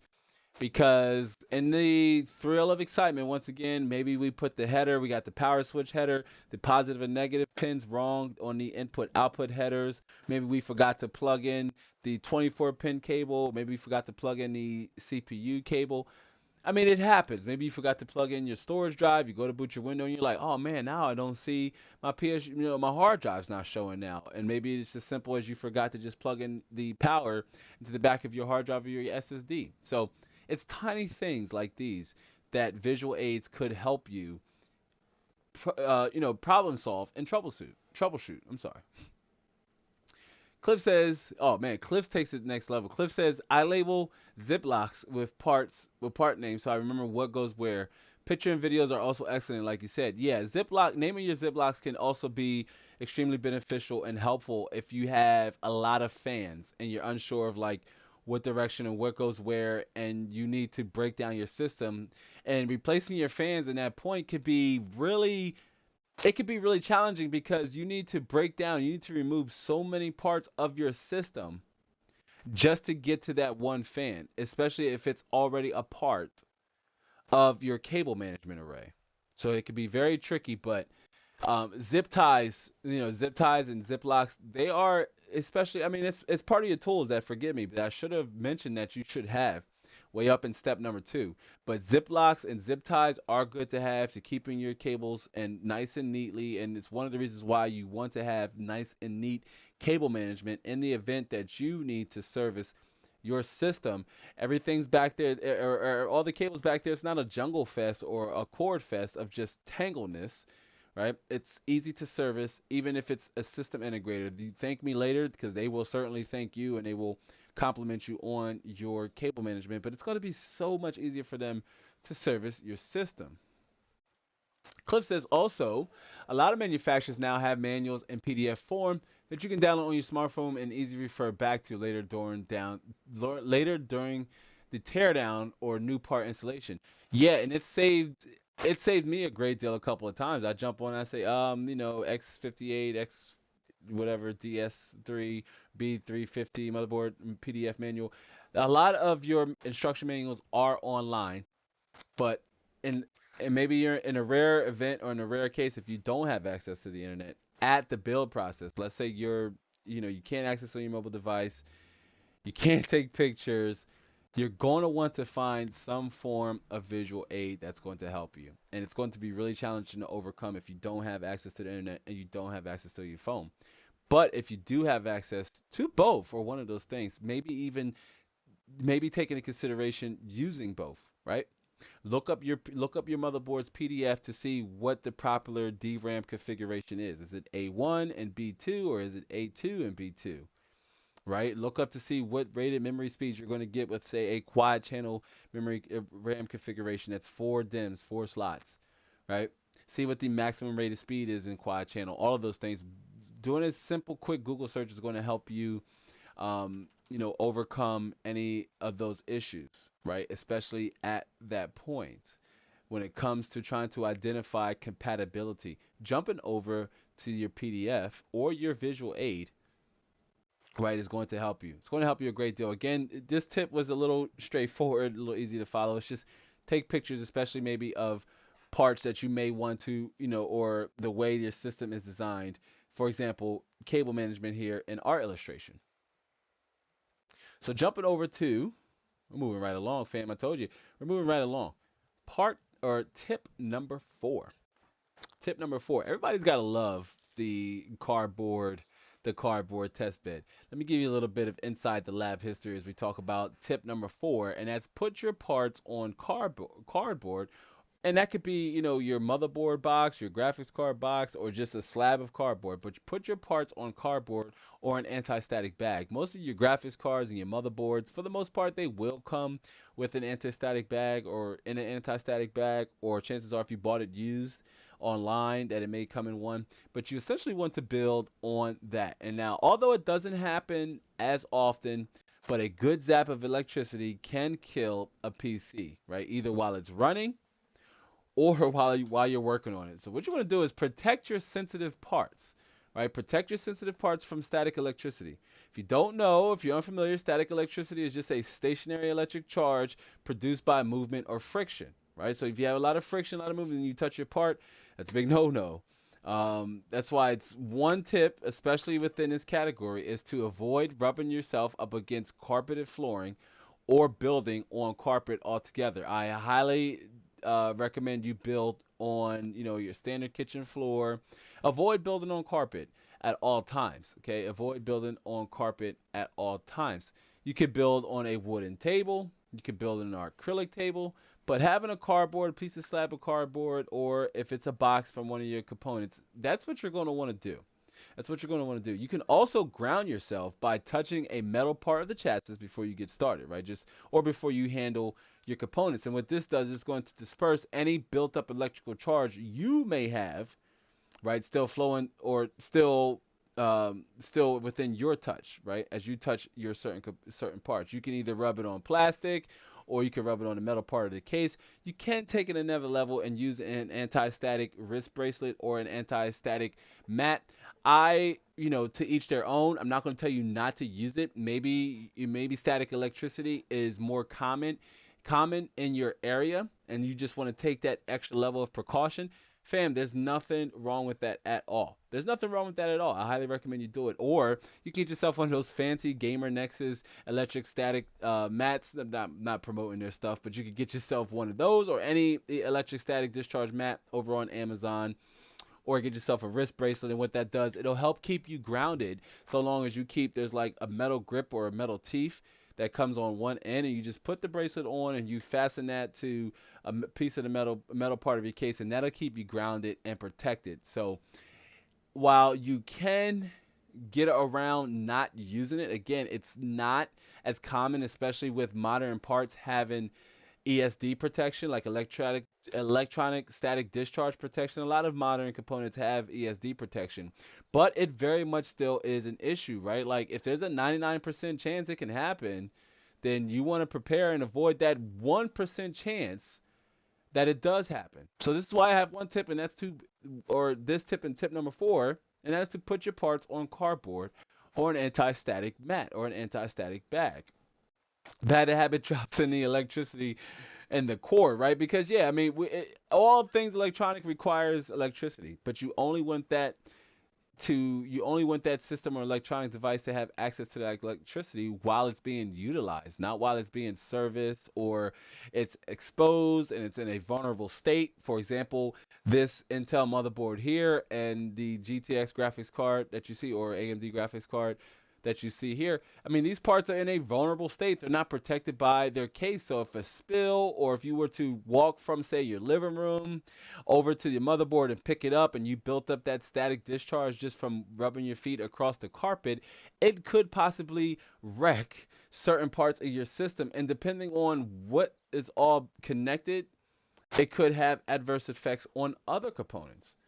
So this is why, again, I recommend you build on a flat surface, build on kitchen floor, maybe like, wooden floor or like a vinyl floor or something to that extent, but just avoid building on carpet altogether. Build on carpet, build on cardboard, build on an anti-static bag. Right now, this practice, again, this is good habit. This is good habit. You got bad habit. This is a good habit. This is a good habit. And early on in the content, right? Let me just jump right here and do a little bit of quick story time, because early on in the content, some of you may remember I used a box as a test bed for the very long time before we did the video on the Lian Li test bench that I had bought off of the used market, and I built it. It was one of the first, I believe, 10 videos in the very first series, the two-part series I had did on the channel. But for the longest time, I just used a box. I used a box for the test bed. I just used it's just a standard shipping box as a test bed. I thought about throwing some stickers on there and just designing it up. But I just wanted to protect the motherboard at all times, even from myself as I moved around and just could create friction just from the different movements. But for the longest time, that's what I use, and that's essentially all you need, right? Like, you can call it a budget alternative. Me myself, because I was a tech content creator, it's pretty standard. You see, some of your other favorite tech creators. I know I'm not your only one. It'd be awesome, but there's so many of them out there, much larger than me and much cooler than me too. They're not as cool than me, but they are a little cooler than me. But I digress. But yeah. Bad Habit says LOL. I don't know if Bad Habit is laughing at me or with me. We're going to have to find out. But again, tip number 4, put your parts on cardboard or an anti-static bag or anti-static plastic. Soon as you lift up in that box and you hear that shiny, I don't know if your parts make that shiny sound or shiny noise sound effect, but mine's do, fam. Mine's do. Mine's make that shiny noise, shiny sound effect when I open up the new parts. But you open that up, you remove it, take the anti-static batch. You want to go to the best model, right? You want the best model. Use the anti-static bag or anti-static plastic and the cardboard to protect yourself. Because remember, what I recommend before you build in your case is to build outside your case. Even if you're dealing with new parts, make sure there are no issues with your core components. Make sure your RAM is being recognized, that you can boot in the BIOS, that your CPU is properly seated, your cooler is properly seated, your graphics card is properly seated and displaying video out, your power supply is delivering the healthy, stable currents that it's supposed to. Make sure all of those things are flowing properly before you go drop everything in the case. Now, if you're doing a core component upgrade or a core component swap, it's still very much good practice, right, or best practice to still test out your new motherboard and CPU with your older RAM, with your storage solution. Make sure everything is reading in the BIOS. Make sure your storage solution is reading in the BIOS. The right capacity is reading in the BIOS. Make sure the right RAM capacity is reading in the BIOS. You want to do all of those things outside of the case, but to keep your components protected, you want to do it on cardboard or an anti-static bag. Bad Habit says, you said bad habit. This is a good habit. Right. I mean, yeah, this is a good habit. I guess I might have said it wrong. I was like, because you got bad habit in the chat, but this right here is a good habit to just do, just to make sure you're doing this. Never put your, I see, I cringe when I see, maybe this is a rant coming. Maybe we got a future highlight coming here, but I cringe. I absolutely positively cringe when I see sellers listing their components for sale and it's laying on either a bed or it's laying down on the carpet, and I'm just like, you're not ensuring something that you are listing to sell. As a buyer, I'm kind of concerned on the way you've handled your components, given that condition, or given the condition that I make getting in, just because I'm concerned that you're taking pictures with your motherboard, and it's a whole, exposed motherboard, PCB on the carpet, on the fabric, and the slightest movement can cause electric discharge to that motherboard. And now if you're buying it, maybe that seller doesn't know because they've already taken it apart. Right, they've already taken it apart. They're already selling it. They're just like, hey, it worked last time. It pulled from a working system. It's typically what you see, pulled from a working system. But when I see graphics cards, motherboards especially, and even CPUs especially, for sold, and it's just like laying down on carpet or it's laying down on a mattress, it just turns me off immediately. And I'm just like, what are you doing? Right? Like put it on a wooden table, put it on put it on some cardboard, put it in an electronic mat, anything but the carpet. And I immediately get turned off and just say, hey, you know what? I'm out. I'm out. Let me get caught up in the chat really fast. Cliff is laughing at both myself and Bad Habit, or I don't know. Cliff might be laughing at you, Bad Habit, with me. No, I'm joking. I'm pulling strings here, man. We Pinocchioing. But Zesty says, hey there, brother. Hi there, brother. It's good to see you, Zesty. Zesty is, I believe, I help me if my memory serves me correct. Zesty is the YouTuber formerly known as Planks PK. Just like Cliff is our guy XLR Gaming, right? Which is the PNY branding of graphics cards. But Zesty, welcome to the live show. Zesty, if you're still here, if you're just now joining us, because I saw the numbers bounce a little bit. But Zesty, I just want to point out now, I want to take this moment here because I've been plugging it in between this live stream, so I do apologize. But I also do want to thank the viewers that are who have stood with me and have gotten through this part here as I continue to plug in.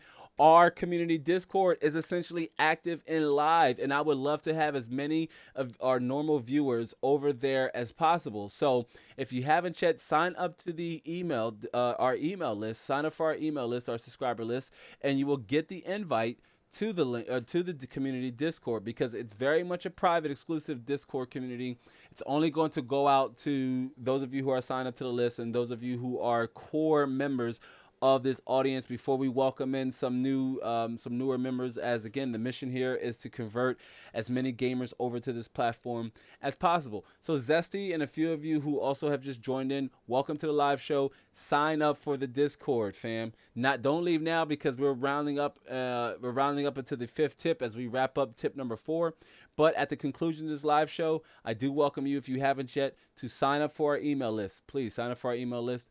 Also, join our community Discord once I send the invite link, right? I would love to keep the conversation going, outside the realm of just even PCs, YouTube, content creation. I like comic book movies, I like comic book shows, I like comic books. So we've been talking about video games. I'm a family man. I've had jobs, all sorts of things. So join our community Discord if you haven't yet. Purple Alien says, hello. Purple Alien, hello and welcome. Purple Alien, hello and welcome to the Inside the Lab weekly live experience. I do believe this is our first time, or we might have had this opportunity of conversating. Yeah, but all right, Mrs. Ma reminded me. Nope. They said Purple Alien is a regular around here. Purple Alien is my guy, Bryce. It's good to see you, Bryce. Bryce made an actual live stream. It's good to see you. We are talking about 5 tips, Bryce, that you can deploy to help you, to help you in the process of taking apart or breaking down your PC. Now, I built Bryce's PC, and I'm telling you now, I recommend you don't. Reach out to, your system integrators, your guys like myself. But again, Bryce, I always educate, my clients, and I educate, new users and new builders to familiarize yourself with the process, even if you didn't have your hands on during the process of building. But Bryce, again, welcome to the live show. And Bryce, join our Discord. You're going to have to sign up for our email list. You're going to want to sign up for our email list down in the description box below at the end of the live stream, or at any point, guys. I just want to remind everybody that if we ain't did it yet, but for one, do give the stream a like if you haven't yet. Like the stream and subscribe if you haven't yet. Hopefully, if you're watching and you're not subscribed to the channel, hopefully this live stream, I am either entertaining enough or informative enough to have earned your subscription and to have you join our community. It'd be greatly appreciated if you join our community if you haven't yet, and also give this stream a like. It helps us reach more people and get this stream out to as many subscribers as possible. Another reason why you're going to want to join our community Discord and sign up for our email list. And that's because I've been, notified that the live stream notifications don't go out to everybody. So I will give normal content drops, content updates in between or in the Discord every once in a while. And also, I do want to remind everybody that the year two, if you're just now joining us in your regular, the year two anniversary live stream is Tuesday, 2 days away. I can't believe it. I've been waiting and looking forward to this in a while, right? But the 2 days away from our year two anniversary live stream. Purple Alien, I do hope to see you there as well, and everybody else that's here. If you heard me say it already, but remember, head over there. I want to see a few likes over on this live stream, fam. It'd be nice if we can get a few likes over on this live stream right now. Not right now, because that would require you to leave. But at the duration of this live stream, head over there, set the reminder so you're notified, and definitely don't rely on YouTube notifying you, fam. Set the reminder so you're notified, and I hope to see you there. I'm going to continue to plug that in because the year two anniversary live stream is so important to me. I've been looking forward to doing our anniversary live stream since last anniversary. And we're going to talk about that in the anniversary live stream. I'm not going to talk about it here. So much that's going to happen over there. Do make sure you are present for that piece of content. And of course, the replay it'll be left up if you just kind of want to watch the replay of how things went down. But either way, you're going to want to be a part of that conversation. Highly, highly, highly recommend you attend the anniversary live show. It's going to be an annual event, so if you're unable to make this, year two, of course, as we enter in year three, we'll be doing our year three conclusion anniversary live stream. Lord willing, the creek don't rise, April 27th of 2022, right? This mission, we are going to keep pressing forward. We're going to continue to grow as a community. I'm going to continue to grow as a content creator, to continue to provide valuable, helpful information to this community that I serve, and that is this beautiful community of PC gamers. Now, on the subject of this community of PC gamers, if you're in the need to upgrade or replace a certain component in your system, tip number 4, make sure you put your parts on cardboard or on an anti-static bag. Okay, protect your components, protect the sensitives, right? Protect those things from static electricity, from static discharge, from built up power, all of those things. Again, this practice helps you ensure that you don't damage any other parts that were working perfectly fine before you took apart your system,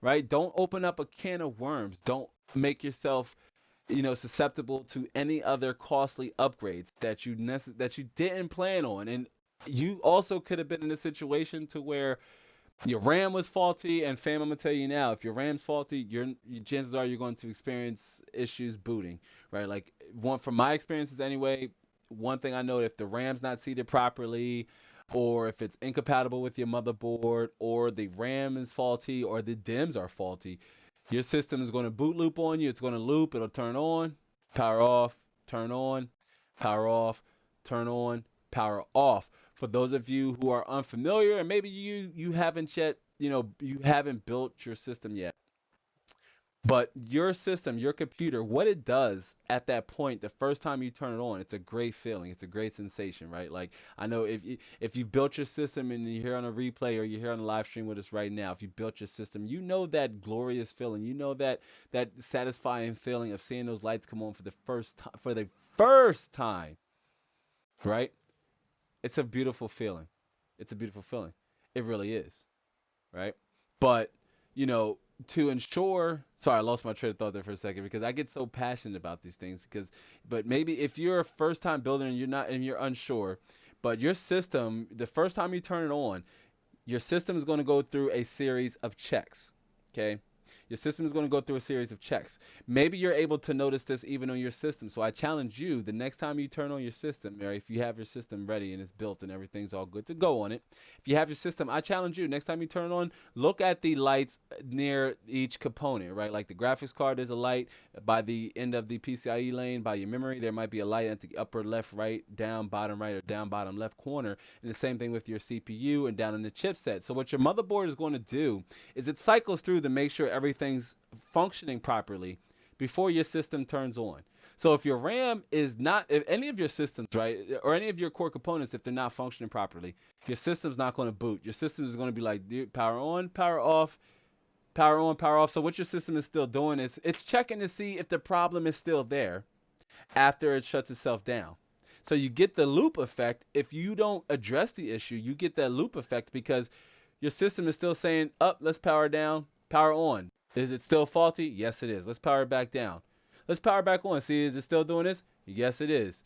You'll see your light. So in this case, again, let's say it's the RAM that's the faulty component here. So your system, depending on the order, might go, check your RAM, or check your CPU. Your CPU is seated properly. It's not, it's being adequately cooled. So that means you have good contact being made between the cooling plate of your cooler, whether that's a CPU fan or a CPU cooler or an AIO. You have good contact with the CPU, with the IHS and the cooling plate. So your temperatures are good on your CPU. That's one check. But let's say you've improperly seated one of your memory sticks, right? Maybe you just thought, oh, I thought I pressed it down, but you didn't hear that satisfying click. Or maybe you heard that satisfying click on just one of them, and you were just so excited to go from your one single 8 GB, single rank memory DIMM to now say a quad channel memory, a quad channel 32 GB configuration. Well, on that fourth DIMM, maybe you didn't push it down all the way, and you think everything is great. You say, man, all I did was just push the RAM down. Well, all I did was replace my RAM. Well, if your RAM isn't seated properly, okay, your system is not going to boot. It's going to be stuck in that perpetual boot loop. And that's just one area you should always try to go to first, troubleshoot first, especially if you're unable to get a successful boot into your BIOS. Bad Habit says, first most beautiful thing, turning on my bill for the first time. Second most beautiful feeling, my daughter being born. No, wait, maybe it's the other way around. Yeah, I mean, I resonate with that. I got a little clan. I got a little clan. Well, maybe save it for a trivia because hint, hint. Gonna have fun on the anniversary live stream. But I have kids too, and those were beautiful moments, right? As a human being, they were beautiful moments. But as a builder and as a PC enthusiast, man, there's just no greater feeling than seeing that system turn on for the first time after you've taken those parts cold from the box and put them on that slab of cardboard, right? Remember? Or that anti-static bag, remember? Right? It's cold from the box, put on there, configured, and you either go to jump it, which for those of you who don't know, you can jump your motherboard if it doesn't have a dedicated power on switch on the motherboard. You can jump the motherboard or turn on the motherboard by bridging the positive and negative pins down at the bottom right hand corner of the motherboard. What that does is it simulates an electrical charge that you get when you press the power button on your case. So just a little bonus tip there. Um, but always fun to do that, especially to those who don't know what goes all into PC gaming. But absolutely, I mean, it's a great feeling seeing that. And as a human being, obviously welcoming our children into the world is also a beautiful feeling. But man, welcoming in that PC for the first time and seeing it power on for the first time and even render a frame, also very much a beautiful thing. But that was tip number 4. Let's round out here with tip number 4. And again, that's put your parts on cardboard or an anti-static bag. This is going to protect it from any electric static discharge or any power surges that may occur during the process. Avoid building on carpet, build on cardboard, or build on an acrylic floor, wood floor, laminate flooring, what have you. Just anything but a fabric-like surface material, right? This is going to protect your components, all of your components, even the ones that you're servicing, but especially your components that have their PCBs exposed, right? And that's like your motherboard, for example. Your motherboard PCB is always exposed all the way around. So, you could just not, I mean, you could have every intent to handle your motherboard properly, but you didn't take into consideration the chance of electronic discharge. So you can ground yourself by either touching the metal side of your case just a few times in between, just to be sure. Okay, just to be sure. That's so important. I stress that because you don't want to run the risk of any unnecessary upgrades, man. I keep repeating that because you want to save your money. Cliff says that post on first boot, yeah, boy. Yeah, I mean, absolutely. Just here, I mean, some motherboards have like a beep. You might hear a beep, and either older motherboards have this like beep sound that just comes on. I even love hearing that too, as I just know that just at least everything is working. The power supply is working like it's supposed to. But that feeling. I mean, it's a great feeling. If you're here on the chat, and you know what I mean, you've had that experience, do share with us. And if you haven't shared, don't worry, fam. If you're on the fence about building, you're unsure of where to start, how to start, you're in the right place. This community right here can help you get over any obstacles you may have that is preventing you from making the transition and getting into PC gaming, enjoying games on the highest pinnacle of gaming, or at the highest pinnacle of gaming that is, and that is of course gaming on a PC. You're in the right place, fam. If you're here on the live replay, or if you're here with us right now, and you're just kind of lurking, you're just like, well, I just kind of want to ingest as much information as possible, but I'm still very much on the fence of getting into PC gaming. Fam, listen, if that's you, perfectly fine. You can message me over on Instagram, Twitter, in private, or you can even join our Discord, right? Join our Discord and engage with the community at whole on a 24 hours, 7 days a week level. Like I bounce in and out of the community Discord every opportunity I get throughout the day. It feels like it's like checking a text message thread, if you will. Or I have Discord prioritized on my app tray before Instagram and Twitter, and the YouTube and stuff is all in a different folder. But in the social media feeds, I mean, Discord is prioritized over these other social media feeds. So you're definitely going to want to join the Discord and ask away in a more private, non-judgmental, unbiased environment. All builds are welcome. I feel like I have a pretty flexible rules, if you will. I hated the idea, or I disliked the idea of solely, calling them and branding them rules, but they're just more so guidelines, and they're guidelines that's meant to keep the facade, or keep the energy and keep the positive vibes within this community, that we are welcoming all people. All people and all builds are welcome here in this community. And it's, in my opinion, what makes it so special. It's so great. And that's why you're going to want to participate on the Year 2 live stream. Again, that's up on the homepage. And I forgot to mention that link is also down in the description box below. So just for warning, for those of you who are here and you're going to participate as we round out to tip number 5. Now remember, I told you this live stream wasn't going to be as long as the other ones, and that's also because I'm still very much preparing for the Year 2 anniversary live stream. Um, but again, you're going to want to jump down to the link down there at the conclusion of this live stream. Give that video a like, set the reminder. Do be sure to join us the moment we go live for that. That's Tuesday, 5:15 Eastern Standard Time. Cliff says, squeezing that extra 100 megahertz out of your overclock and it's stable.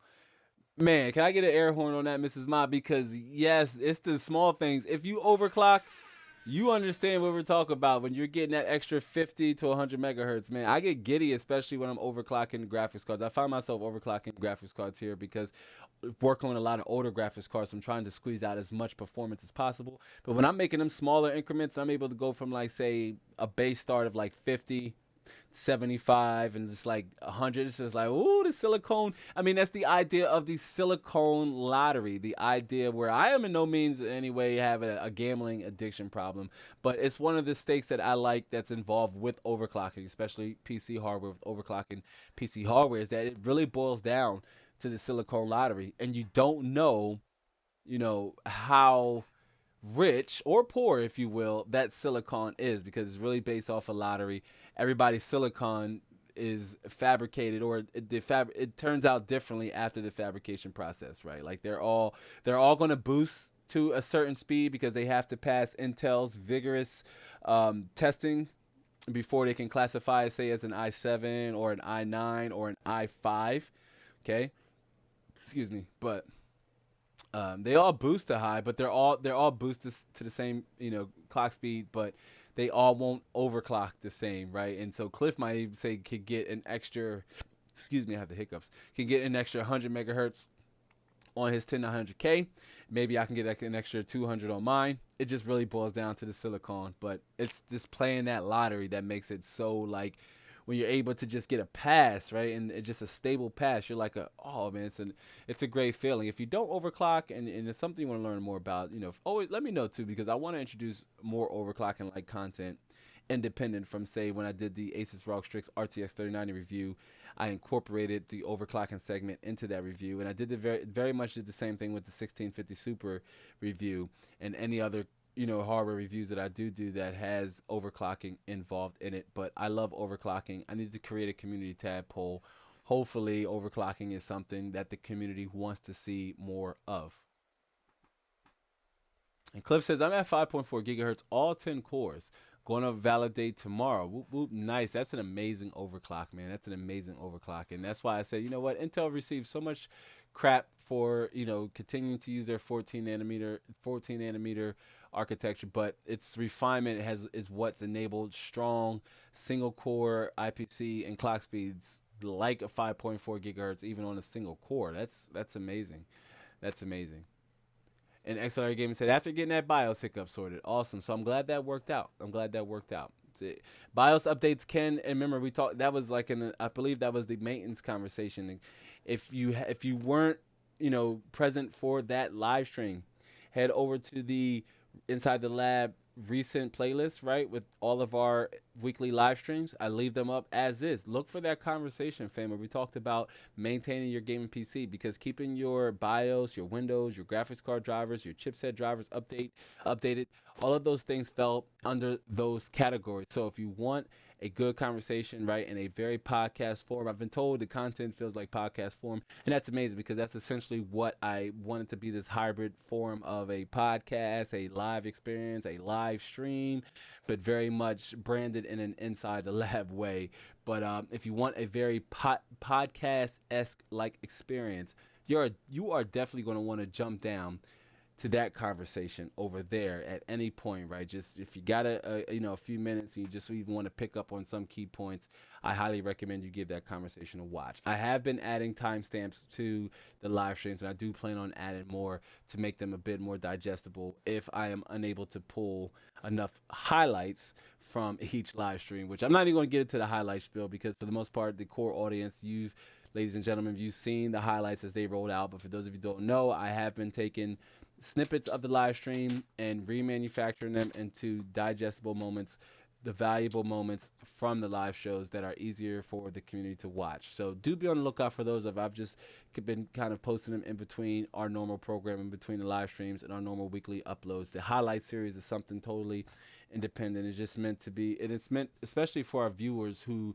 are unable to attend the live streams. Maybe you work on Saturday. Maybe you have classes on Saturday. Maybe you go live yourself on Saturday. Maybe you have a content creation workflow you have to honor. Maybe you have other obligations such as your children. You have to help your spouse out. Totally understandable.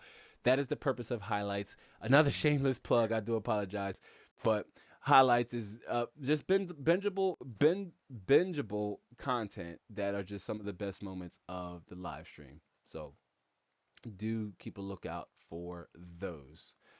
But as we round out tip number 4, again, put your parts on cardboard. Protect your components when they are in a vulnerable position, and that's almost certainly when they are outside of the case. If you're doing a case swap, especially, get yourself a nice, open surface area with a lot of space, right? Lay down all your parts one by one as you take them out. Obviously, you don't need to dismount your motherboard, your CPU completely if it's just a case swap. You can leave your CPU cooler, if it's an air cooler, mounted onto the motherboard, your RAM. Remove your graphics card, put that on an anti-static mat or cardboard. Remove your motherboard, put that on an anti-static mat or cardboard. Break down all your other components, your mechanical drive, your SSD, your NVMe, your power supply unit. Take all of those parts and just make sure that they are in a non-compromising position. Okay, this is again going to ensure that you don't have to worry about damaging any components that was working and operating perfectly fine. Tiger Nation says, I'm still here, just playing a little Guitar Hero live. That's a classic there, man. I love. I'm not sure how old most of the core audience, so how old most of you are, but Rock Band and Guitar Hero, games that had, hardware that came along with it. I mean, those were really popular in the mid 2000s, and it's a genre, the music genre, that died really fast. And I believe it tried to have make a comeback, but we'll see. We'll see. You would figure with all the quarantines and things like that, maybe it would have became more popular, but I digress. But that's tip number 4.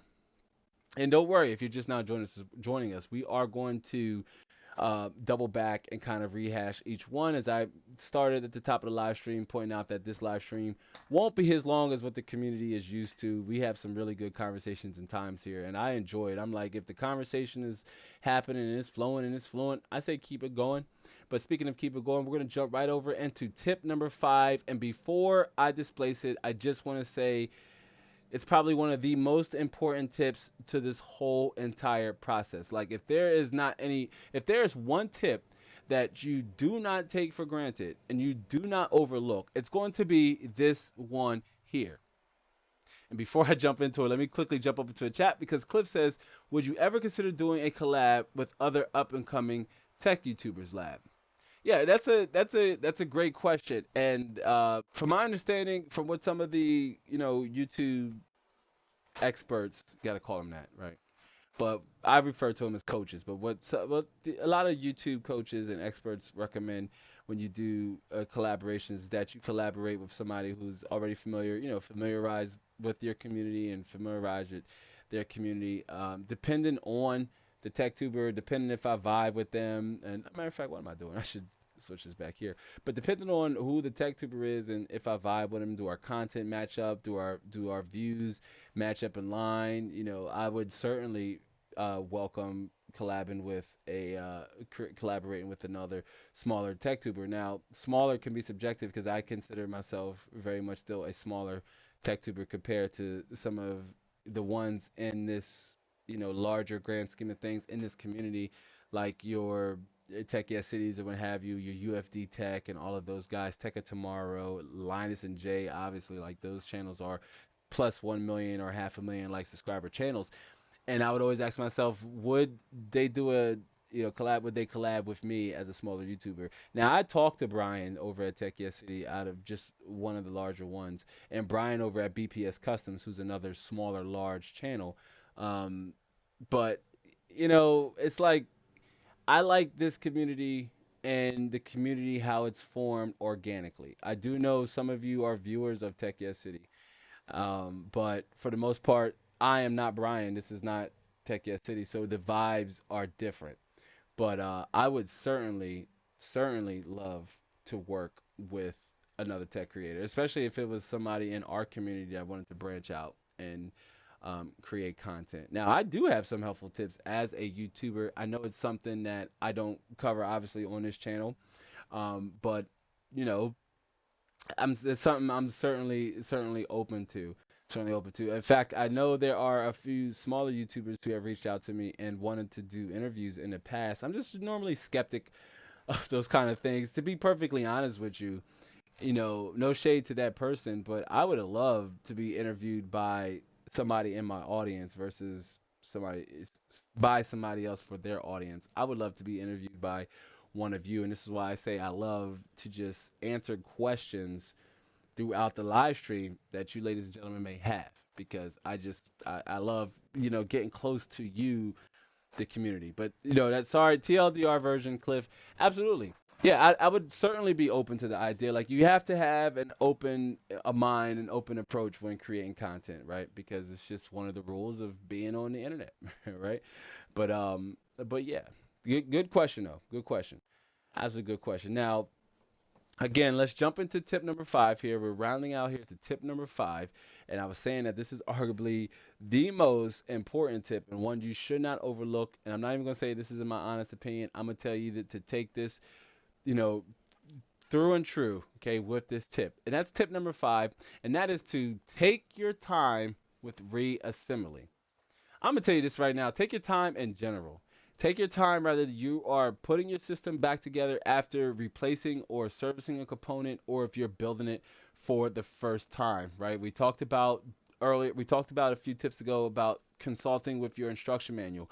Rather that you have a physical on hand. I don't know why I'm pointing to the screwdriver. This is not an instruction manual, but you are going to want to need one of these or one of these, right, throughout the process. But don't be afraid to consult with your instruction manual, right? PDF, online, physical.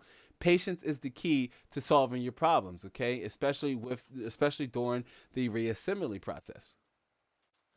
Anthony says, "Well, when I get my gaming PC all set up and I start my YouTube channel, I will for sure interview you or do a podcast style Q&A with you to talk about tech."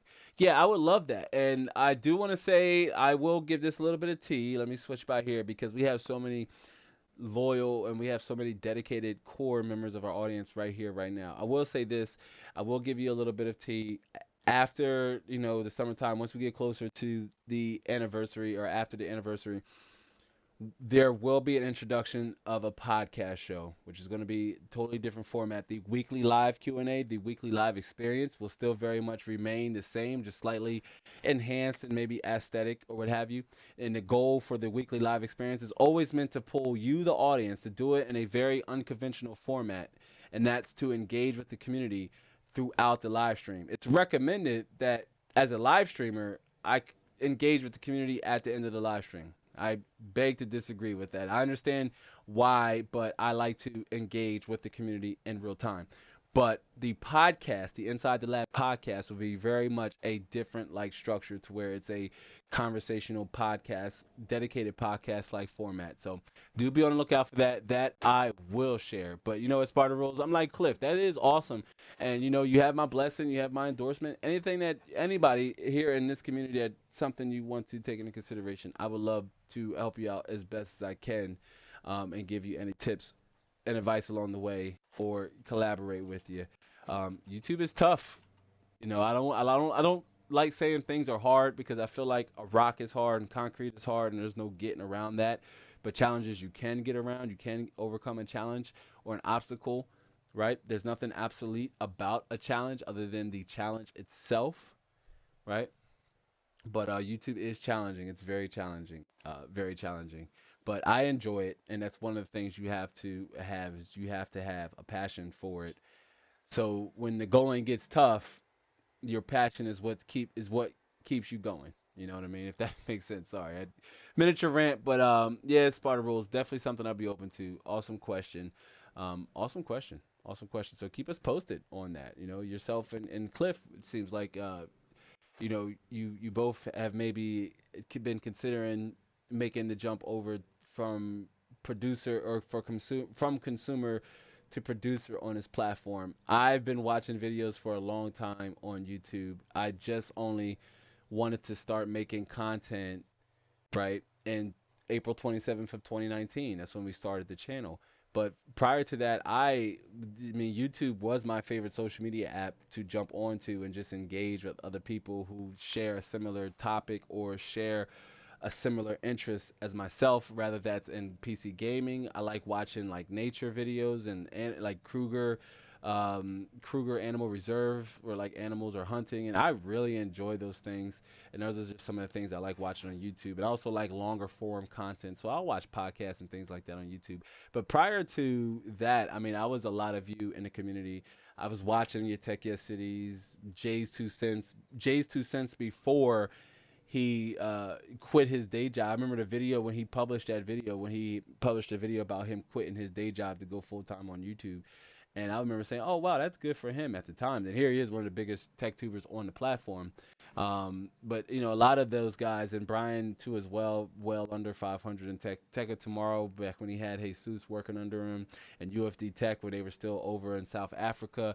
I mean, a lot of these channels I consumed for a while before I wanted to make the switch from producer to consumer. I'm a little worried though. I will say this because since I made the jump to want to start creating content, I haven't had as much time to watch some of those guys' content that I was doing prior. But producing the content takes up so much of your time, and to avoid imposter syndrome, you also maybe want to avoid watching them. But yeah, absolutely. Let me jump right over here in the chat really fast before we jump over to tip number 5. Because Cliff says it's got to be tough as a new tech tuber. A lot of people don't realize that cats like Linus Tech Tips had an easy access to all the latest tech because he worked at a PC store. Not everybody is as fortunate. Yeah, I mean, and no shade to Linus. Shout out to that's how he was able to have his come up. Believe it, Paul's Hardware had a similar come up. Paul's Hardware worked at Newegg before he had his channel. Paul's Hardware worked at Newegg, and he was doing videos over on Newegg's channel before he started his own channel. So he already had insight and access and accessibility to hardware to create content already during that time, and just to help him prepare his channel. Not me, fam. I like the fact that I started the way I did. No shout outs, no collaborations, just organic. Did it a giveaway or two here over on Twitter just to help boost reach, but for the most part, it's all organic here. And I came up like much of you are right here in this live chat. Not like Paul, not like Linus, and not like Jay, who also had a high end job in IT, so he had connects and what have you. And not like Paul, who also was in, pretty tight, or not Paul, Kyle, but with Kyle, who's also pretty in with Paul. I mean, shout out to all those guys. Those guys are all legacy, but it could seem intimidating and hard as a tech tuber. And I will personally say as myself, and I don't want to dive too much in this because I talk about this in the year 2 anniversary live stream. But what it really boils down to is that there's nobody else on this planet like you. There's nobody else on this planet like myself. So I am creating content within the same niche as some of those other much larger YouTubers whose subscriber numbers dwarf mine, right? But that does not make our community any less significant than theirs just because my subscriber count isn't as high as theirs. I value this community as equals. A million subscribers, what do we have, like 2,400 subscribers now? What matters is the people inside of there. If it's, a couple thousand out of a million or a couple dozen out of 2,400, what matters is the people, not necessarily the subscribers. And the people will connect with the creator, right? Because we all watch. Maybe you watch more than one tech. I just admitted that I don't, but you likely watch more than one tech creator because I don't have access to as much hardware that I like, right? But I still very much want to deliver value in the content from my perspective in the best way I can. Because at the end of the day, there's only one Lab, there's only one Terrence, there's only one Cliff. Excuse me, there's only one Anthony and Smarter Rules, right? There's only one Zesty and Purple Alien and everybody else that might have dipped out because our viewership dropped, but that's okay. I wanted to really get that off my chest, and it's very personal to me because you don't want to get caught up in imposter syndrome, and at the end of the day, you really want to be yourself. Be yourself. That's very important. Cliff says so. It's going to be tough with the competitive landscape and everything. I just think it's awesome, Lab that day. You're doubling down. You're working hard. You're committed. I think it's great. I really do. And having Mrs. Lab support you like that, it's great, man. We're here as a community. We got your back.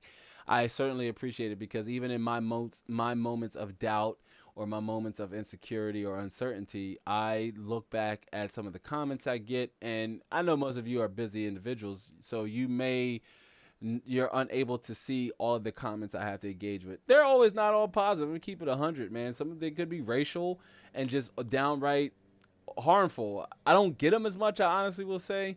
In this community, everybody has an opinion and just in PC gaming, so that's totally fine if somebody thinks I should have went this way or I should have did this. I will hear the context, and I'm all open. I'm totally open for constructive and destructive criticism, right? But having somebody to help you, in my case, my best friend, right, Mrs. Mod, is also super important. It just beyond the scope of help or beyond the scope of help, like moderating a live stream or making sure I'm focused in or hitting record for me on the camera when we're doing our VODs. It's also about the emotional support, right?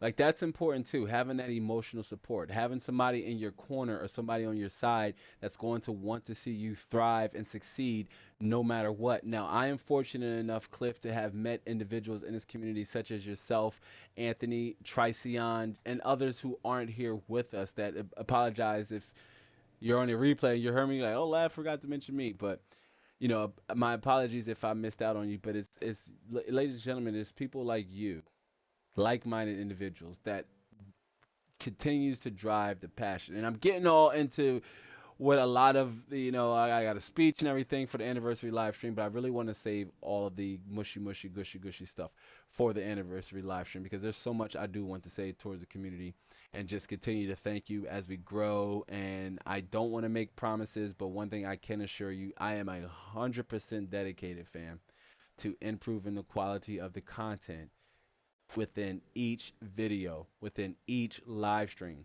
Okay. That is the mindset of 2021, right? I don't have access to all hardware, sure, but that does not mean there are helpful information that there is helpful information. Man, that's a tongue twister. That there is helpful information that could benefit you as a PC gamer, as an enthusiast. But Cliff and everybody else, I do appreciate you. You say things like, "Hey, we got your back." I do appreciate that. I say if I release a video and it gets one view, will I be upset?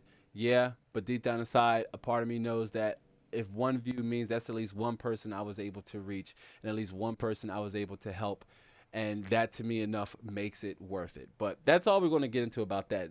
I tell you what, if you want more and you're not, come to the year 2 anniversary live stream, right? Come to the year 2 anniversary live stream. Set this right here. When you hear me say or you see me say set the reminder, I'm talking about this right here. Set your reminder. Give that stream a like.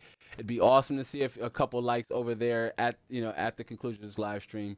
It really does help boost the video in the algorithm, right? Another form of engagement. And of course, I do hope to see you there overall and in general. But speaking of, let's jump over here to tip number 5.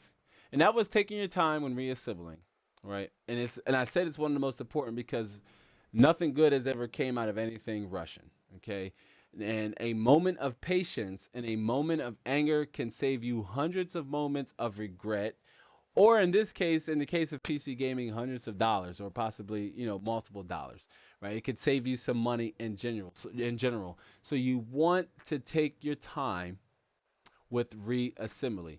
If it's an AMD based CPU, remember how I told you I was going to revert back to that part of the conversation about having your CPU depends on the CPU being it's important to make sure that those pins aren't bent, especially on an AMD CPU.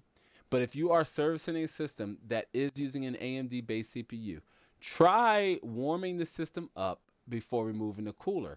If the system is perfectly fine, so it's not in like an issue where the system shuts off or it's not coming on at all.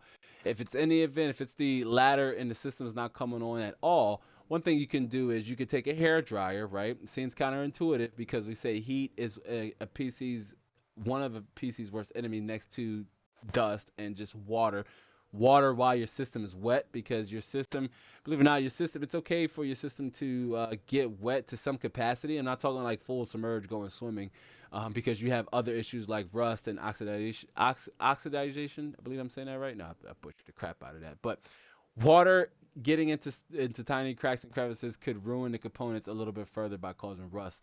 But so long as the system is powered off, you can let it dry completely to make sure that there's nothing wrong with it.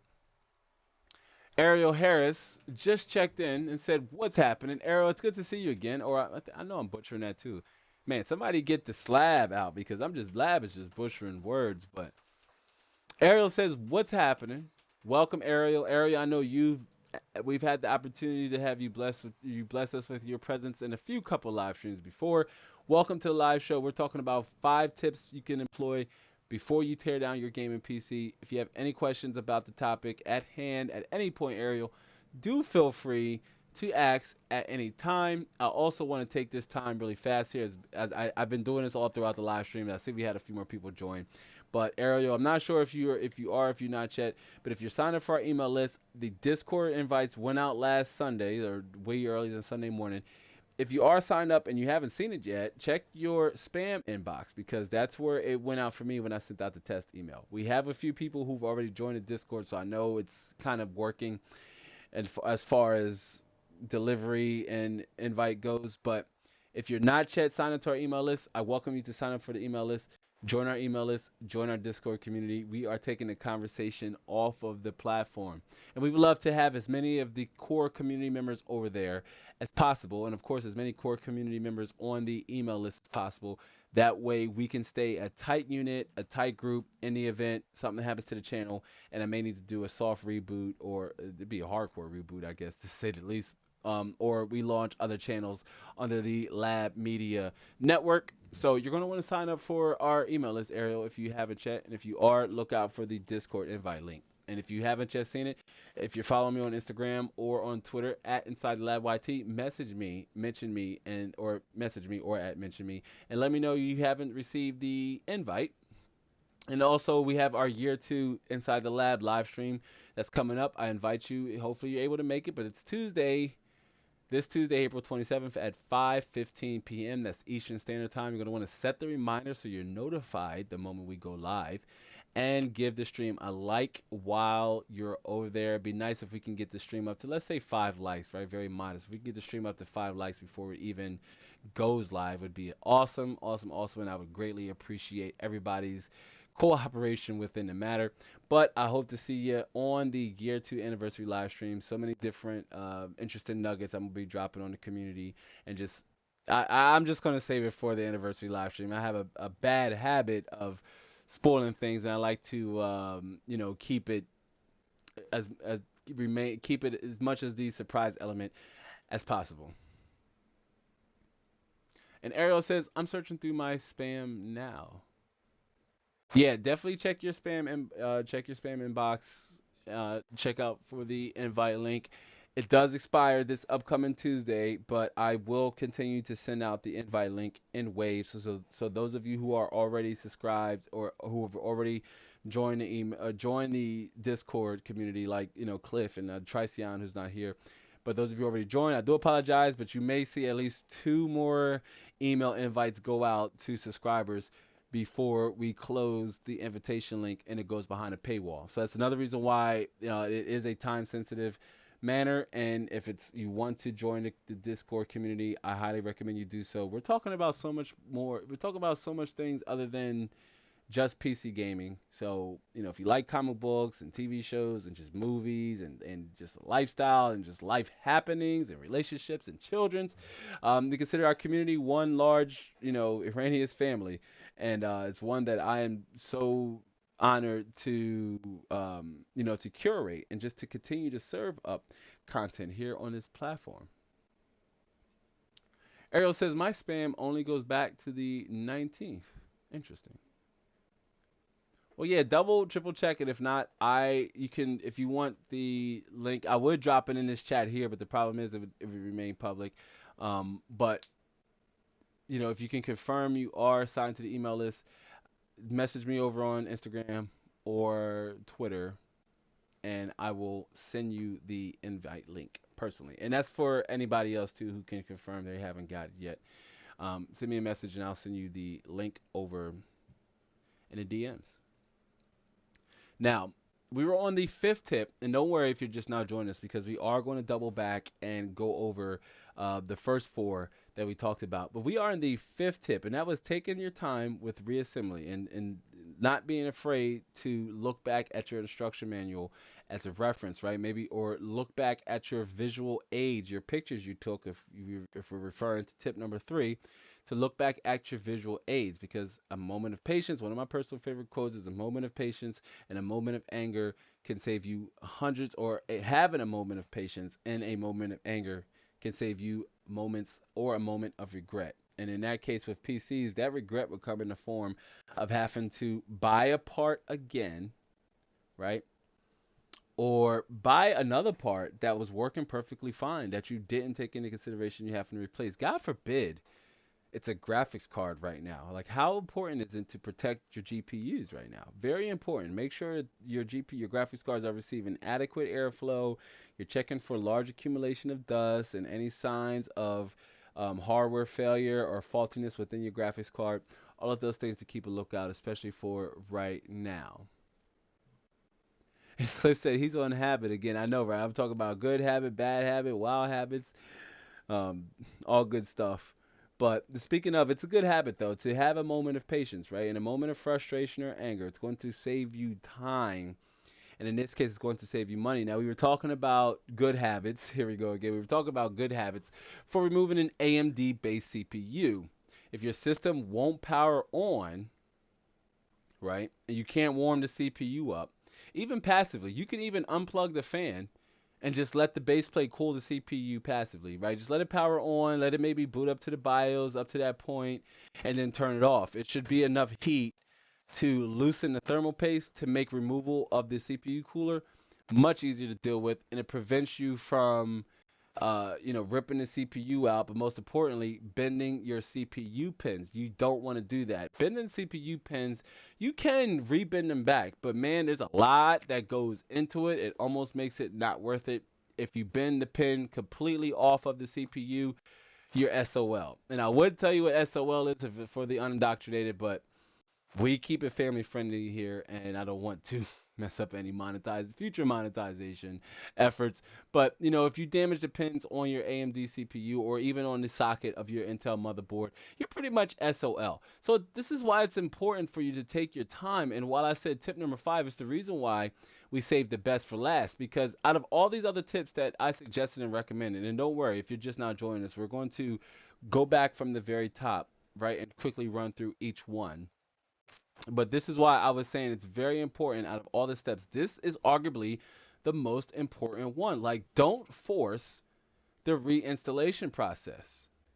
I was telling you, if you're able to, you can take a blow dryer, right?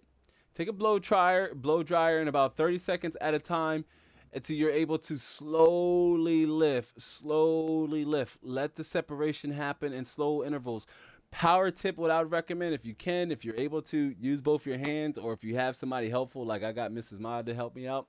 If you have somebody that can help you out, try doing both at the same time. Lift 30 seconds, lift slowly. Like, I would more so say, let the inertia of just your momentum coming up. Don't pull, but just lift, right? The separation, just the resistance and the separation from the cold plate and the IHS of the CPU should be enough to just have it slowly come up, and only do it at about 30 seconds so you're not like introducing any unnecessary or unwanted heat onto your motherboard and the CPU sockets. Now, 30 seconds, I can't stress that enough, 30 seconds, and do it at a time. The thermal paste will loosen up, and it's just so much easier. Now, Intel, you don't necessarily have this problem because Intel's socket actually has a retention clip. AMD's has a retention clip, but fam, who knows what it's even for? It really doesn't do much to help keep the CPU, seated while you're removing your CPU cooler. If you're just like, pull it back. It's like, oh, I'm just so happy I got an AIO. Yay, I'm going to be able to overclock my CPU past, its boost clock frequency, or I got a new SSD, so I'm going to have faster boot times, loaded times. You may not be paying attention, or you're like super excited because you're upgrading your CPU, and yeah, it may be an upgrade, but if you've wrecked your old CPU, it's it's unsellable now at this point. You could have recouped some of your costs in your upgrades, right? Like Cliff, talk to him. You know Cliff. You could have recouped some of your upgrade costs by selling that used CPU if you removed it properly during the installation process, right? This is why it's so important to take your time, especially when you are removing an AMD CPU. Bad Habit says CPU pin bent. That's a no. Thank God that's never happened to me. Yeah, and it's something that I really recommend that all of our fellow community members right here, right now, if it's something you want to look into the future, maybe you will find yourself with your hands on an AMD based CPU, and I wish I had one here. Maybe I could take it out of this old AM3 motherboard here and show you exactly here what we're dealing with. But you see these pins, and again, it's horrible because it's probably reflecting off of the light here.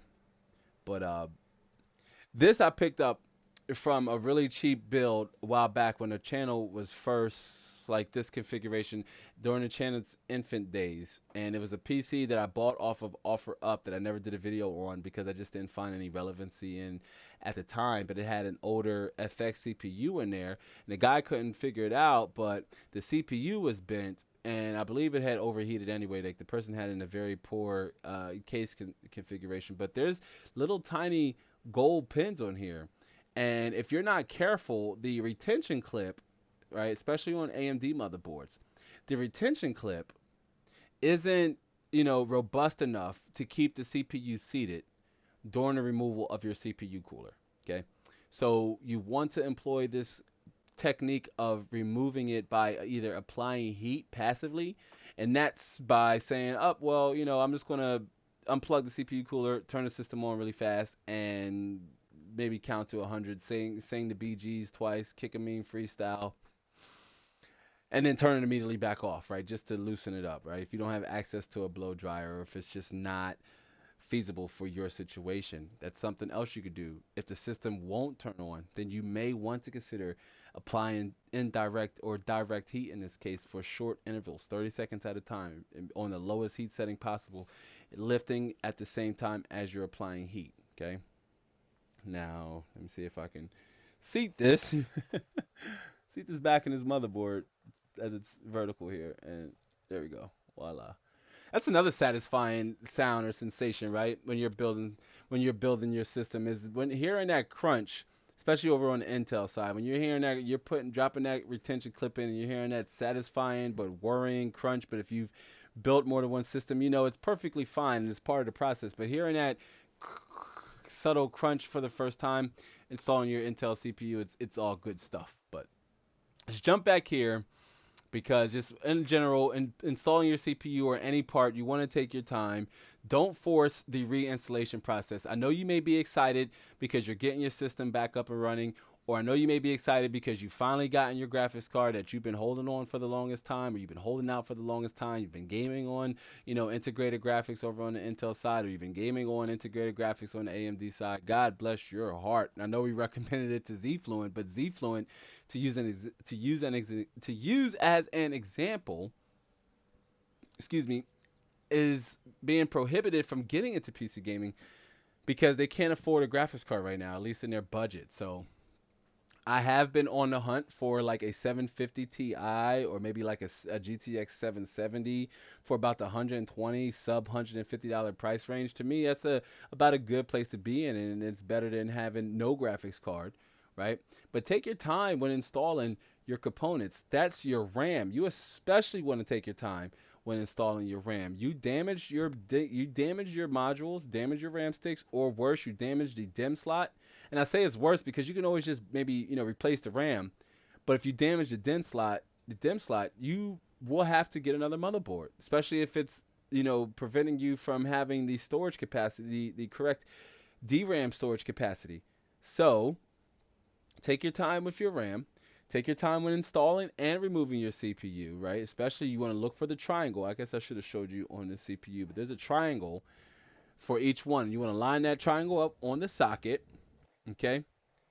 But you don't want to damage your PCB or your DIMMs, okay? These will result in your system not booting, especially when it's related to your memory. Remounting your motherboard, another area you want to take your time into doing. Don't move your motherboard around a lot. Make sure if it's a complete case swap, check to make sure, right? This is all falls under the category of taking your time. Check to make sure that the standoffs are already installed, right? Like, don't be like, well, with the motherboard, I can't get the screws in there, and I'm moving it around, and you're scratching up the back of your motherboard, or you're damaging your motherboard. Check to make sure the standoffs are installed on your motherboard. Chances are, if it's a modern motherboard or modern case, chances are most modern cases it's coming with the standoffs already installed. But if not, you want to make sure that they are before you go mounting your motherboard. Also, make sure you drop that I/O shield in the back too. Before continuing with the motherboard installation. Very important. We talked about that, fam, a while back. And that's making sure that you install your I/O shield during the build process. Before you even put anything else inside the case, fam, install that I/O shield, grab that I/O shield. But overall, you're going to want to do your research. Do your research on that replacement part or upgrade before taking your system apart. Make sure you have an adequate amount of thermal paste, right? Tools and a whole lot of patience. Very important. I can't stress that enough. Make sure you have those things. Now, before we jump into the final thoughts, I just want to jump up and get caught up really fast because in this live stream, we talked about 5 tips, right, before taking apart your gaming PC, right? The first tip essentially was, number one, when and why you may even need to take apart your gaming PC, right? Like when and why you may even need to take apart your gaming PC. And we talked about how you can be in a position where you need to upgrade or replace a faulty part or an outdated component, right? And how this could prove challenging for your PSU, your motherboard, and your case. And then how some parts may not be as difficult. But number one reason why you may need to jump in and take apart your PC, and that is again to upgrade or replace a faulty part. Tip number two was make sure your power supply is switched off. It may seem like, oh, of course, make sure your power supply is switched off, but you'd be surprised at how we get caught up in the thrill of excitement that we forget to do something simple and just making sure that there's no active power being drawn from the wall and into your system. You're going to want to make sure that your power supply is in the O position. Unplug your power supply unit cord from the wall, and then unplug the cord from the power supply unit, okay? It's important to avoid any power surges, fluctuations, or delivery, right, to exposed or vulnerable components. Earlier, I told you I hated to man the Captain Obvious boat, but obviously you don't want your system to have access to any electricity while you are servicing it. So you want to make sure your power supply is switched off. This protects any components and this protects other components, that are actually running fine before you even start doing anything else, right? Tip number 3, numero tres, was a bit shallow one. That's just to take pictures of your setup. This can help you as a visual aid. You can also use this in tandem with, say, looking up online for your motherboard or any of your components, right? For the manual, for the PDF manual, if you want to better understand your hardware. And there's no better way to better understand your hardware than obviously listening to cats like myself talk here every Saturday, which we go live every Saturday. For those who don't know, we go live every Saturday. We love the weekly live experience, but um, listening to cats like myself, it's great. It could be helpful, but use visual aids, use visual reminders. This could help you, get an idea of the way things look before you begin to take things apart or before you begin the process of breaking things down. You can do this in steps, or you can do this at certain complicated moments, like installing the input output header pins, the smaller, everybody's favorite moment. That's the part that gets everybody shook up. And I tell you what, if you ever run into any problems with a new build, say you knew everything worked before, you tested it outside the case, or you didn't test it outside the case and you're still not getting, and like nothing's happening, no power is being turned on, or you go to flick the power on, you're hitting the button, the system's not turned on, almost always jump down to your power connectors or your pin connectors. They're either not seated all the way or they're not in their appropriate slot. Okay, but yeah, take pictures take pictures of everything as you break them down, and that way you get a visual idea of how things looked before you went full hands on into everything. And number 4 was put your sensitive parts or your sensitive components on cardboard or with an anti-static bag, because although it doesn't happen as often, a good zap of static electricity can kill your PC either while it's running or while you're working on it. Very important that even while your PC is running, it's still very much susceptible to a static electricity. So you want to protect your sensitive parts from static electricity, okay? Avoid rubbing yourself up against cardboard or building on carpet. You want to build on wood, wood flooring, or panel wood, acrylic flooring, or whatever have you. Vinyl, not acrylic, but vinyl. You just want to avoid building on fabric and avoid the accumulation or the static discharge of static electricity. So one thing you could also do is rub the metal side of your case right before you touch any of the parts prior to handling any of the components, or you can use a wristband. Sometimes you might have seen it. You probably don't see it on some of your favorite tech creators. We just don't use them.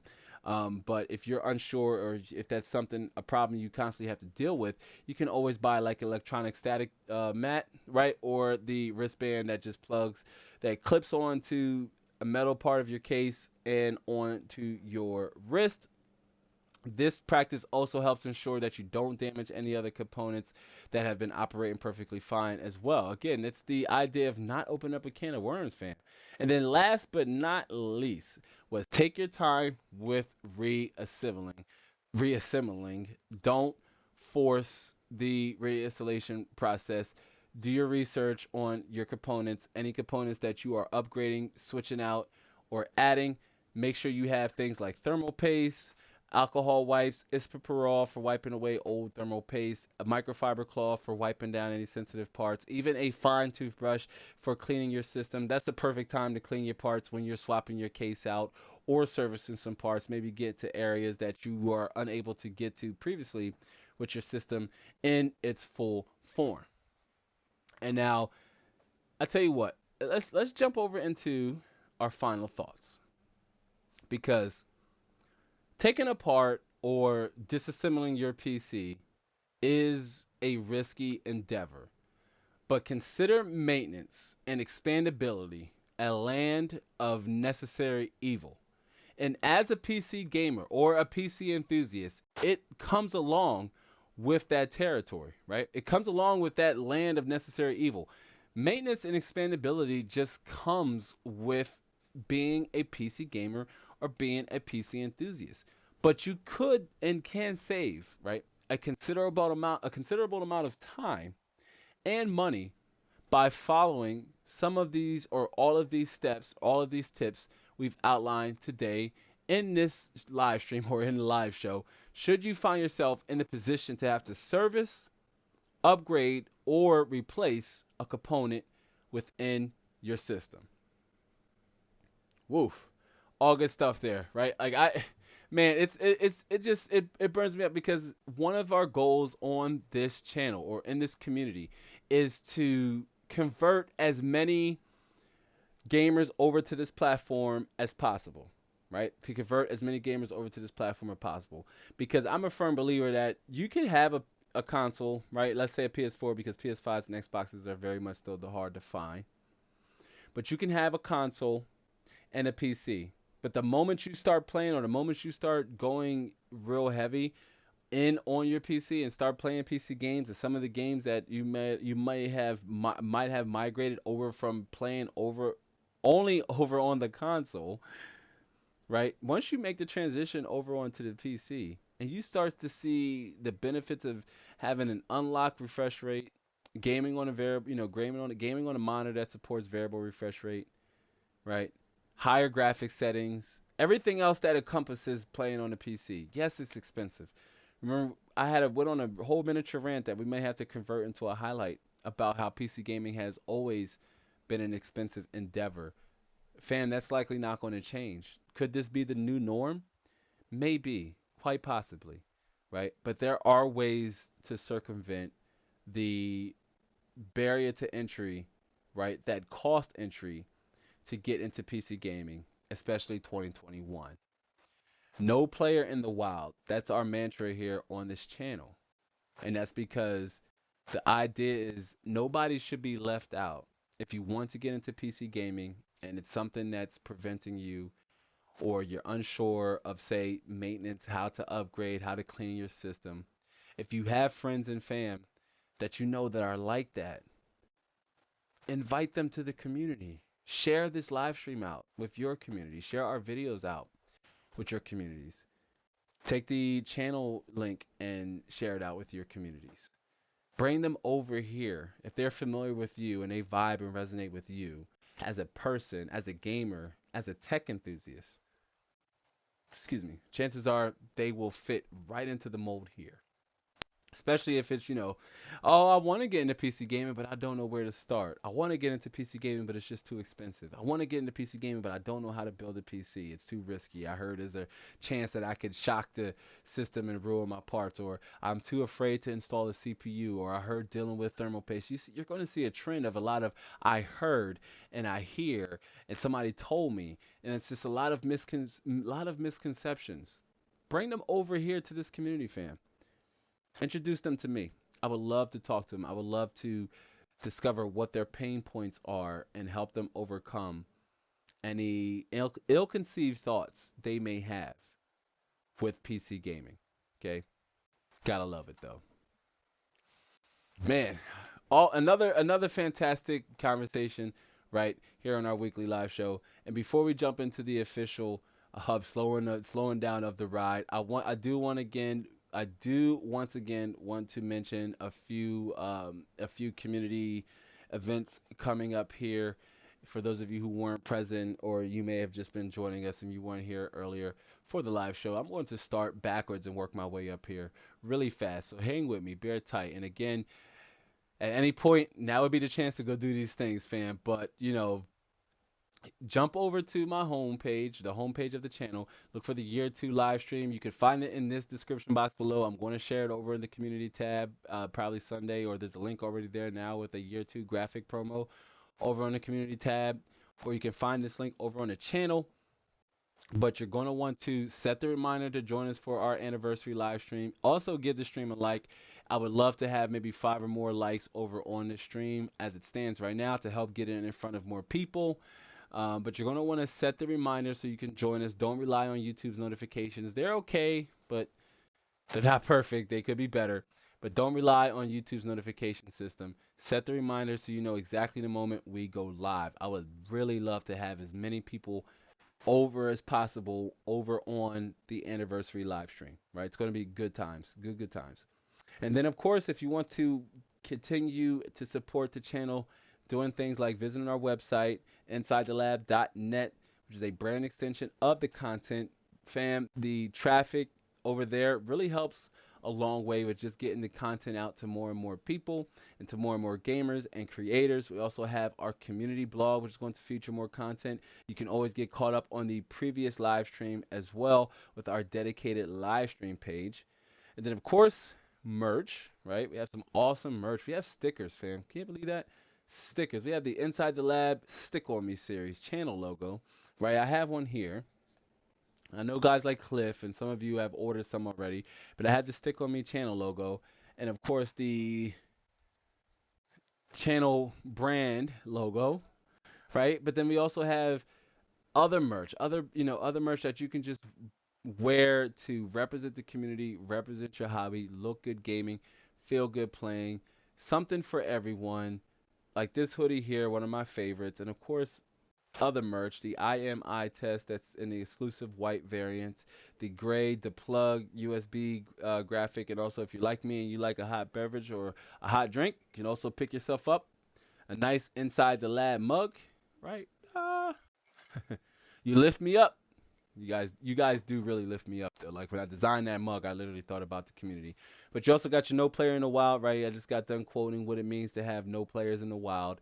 You could get that shirt too. Represent the mantra, represent the community, support the channel in a really big, small way. As everything is priced affordable and it's just meant to make it accessible to as many people as possible. So I do appreciate you. First and foremost, let me be the first to tell you right here, right now, I appreciate you when you pick up the merch because I took the time to design each one of these graphics. So it's beyond just, oh, I'm so happy somebody bought a shirt. Yay, I earned, a couple bucks. I just really like, wow, somebody found this article of clothing interesting enough to want to wear it as well. So that's why I say when I really, really, really, really appreciate when the friends and fam pick up on the merch. And yep, as UGP says, you're still alive. You're still alive. Yep. Yeah, we're rounding up at the reverse house. We're beginning it's housekeeping, at the end it's house cleaning. But we are in our house cleaning segment.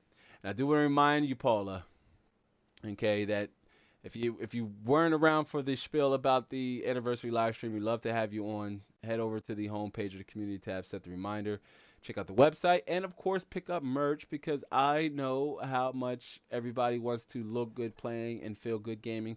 That's what this is supposed to say here, but it's being cut off. I gotta fix that. We'll fix that after the live stream. But yeah, check out the merch, and then of course, super important, if you haven't yet, join our email list. Like if you haven't yet, it's okay. Leave now. Sign up for our email list. The Discord link, our Discord invite goes out to our email subscribers first and foremost before it goes behind the paywall. So I would love to have you join our email list so that I can send you out the invite. If it's in your spam box, or you can confirm that, hey, I've been on your email list prior to the invite going out and I still don't see it, shoot me a message over on Twitter or shoot me a message over on Instagram, and I will send you the invite link over there so that you can join us, because it's very private, and very inclusive. So once this month rides out, it'll only be available behind a paywall. But the Discord, I so look forward to talking to every single one of you, um, over there, because I have been checking my Discord faithfully more than any of my other social media feeds, YouTube notwithstanding, because that is essentially where the core of the audience is. So, that's where I like to kind of spend most of my energy and most of my time, just to make sure the content is reaching the right people and it's reaching our core audience, like our guy Tricion. Tricion says, "Hey, I'm a little late, but what's up?" It's all good, Tricion. We were rounding out towards the end of the live stream, or the end of the live show. We went over 5 tips for taking apart or breaking down your PC. Just 5 tips. That's good to know before you get started. Tricion, I know you're a pretty, venerated, experienced builder. Pretty sure you had a lot of helpful tips and a lot of helpful, advice you could share in. But we just went over 5 tips. One was when and why you may need to upgrade your PC, and that was you may be in a situation where you need to upgrade or replace a faulty part, right? Two was having the necessary tools, right? Having the necessary tools and planning for the swap. Or number two was, I'm sorry, I'm looking at my notes here. Number two was making sure your power supply is switched off. Number three was taking photos. But number four was, building on cardboard or building an anti-static mat, protecting your parts from electronic static shock or discharge. And then, of course, number five was the most important one out of them all, and that was take your time, have patience with the process. But for those of you who are joining us, again, I do apologize. You're kind of joining in towards the end, but that doesn't mean just head out. Like, don't leave. First of all, let me jump back here. Give the stream a like on your way in, even if you are unable. And if you haven't, Chet, if it's your first time here, consider subscribing to the channel. We go live every Saturday with normal videos squeezed in between. But yeah. Sparta Rule says, sorry to go off topic. To have you watch Mortal Kombat yet? Mortal Kombat, yeah, no, UGP is actually Mortal Kombat with a K. I have seen Mortal Kombat, and I am a lifetime fan, childhood fan of Mortal Kombat. I played the 1992 Mortal Kombat back on Super Nintendo with my friends, and just Cheese and Scorpion and Get Over Here and all those things, and Sub Zero's slide kick. Mortal Kombat, the 1995 movie, I believe it was, came out in 1995. The first one was okay. Annihilation just was way too over ambitious. They wanted to do so much with Annihilation. It's one of them things where you try to do too much, you end up doing nothing at all, or nothing right anyway. Cyberpunk 2077, we're looking at you. But this, and then you got Mortal Kombat 2021. Now, I was okay with some of the concepts they wanted to put in place, right? And I won't spoil it for those of you who haven't seen it yet. I won't spoil some things, or at least things that haven't been made shown in the trailer. Like, you see Scorpion's going to be in there, Sub-Zero, but the way their abilities work or the way they get their powers, I didn't agree on. The pacing was off. The plot is horrible. There's a lot of MacGuffins, right, and Deus Ex Machinas throughout the movie where you're just like, wow, or a lot of WTF moments like, wow. And I wanted to like this movie. My expectations were a little low, but I wanted to watch this movie. And then there was the problem at the total screen time Scorpion even received. Right. Again, I don't want to spoil things too much, but just to put it in perspective, Scorpion and Sub-Zero faces are on the promo box or the promo art, or the thumbnail, if you will, of this movie. And fam, Scorpion doesn't have a lot of screen time. But, as a movie, I've long said Mortal Kombat doesn't work as a movie. I think Mortal Kombat is better suited as a TV series or a TV show, rather that's on syndication, so normal TV, or it's like a Disney Plus or HBO Max. Probably work out better on HBO Max, just given the level of gore and violence in the movies with the fatalities and everything. But it just feels like the movie was missing so much that I watched it from beginning, middle, end. The plot was all over the place. I'm like, what are we doing? Mortal Kombat definitely deserves to be a TV show, not a movie. But I mean, let me know if those of you who've seen it. We can have that conversation discussion really fast. No, it's not on the subject of computers. I see we had a few people join us. Welcome to the Inside the Lab weekly live show, weekly live experience. We kind of came towards the boat end of the conversation, but I do welcome you to do a few things before you leave, and that's one, do give this video a bump in the algos with a like, and if you're new, definitely subscribe to the channel. Look out for the year 2 anniversary live stream. That's this Tuesday at 5:15 p.m. Eastern Standard Time. You can find that link, set the reminder, give that stream a like. We've also launched our community Discord, so you're going to want to sign up for that if you haven't yet. Sign up for our community Discord, but you're going to have to sign up for our email list. And fam, everything we talk about, all of those links can be found down in the description box below. That's our email list, the merch list, our most recent videos, our anniversary live stream, all of those things. All of those things you can find down in the description box below.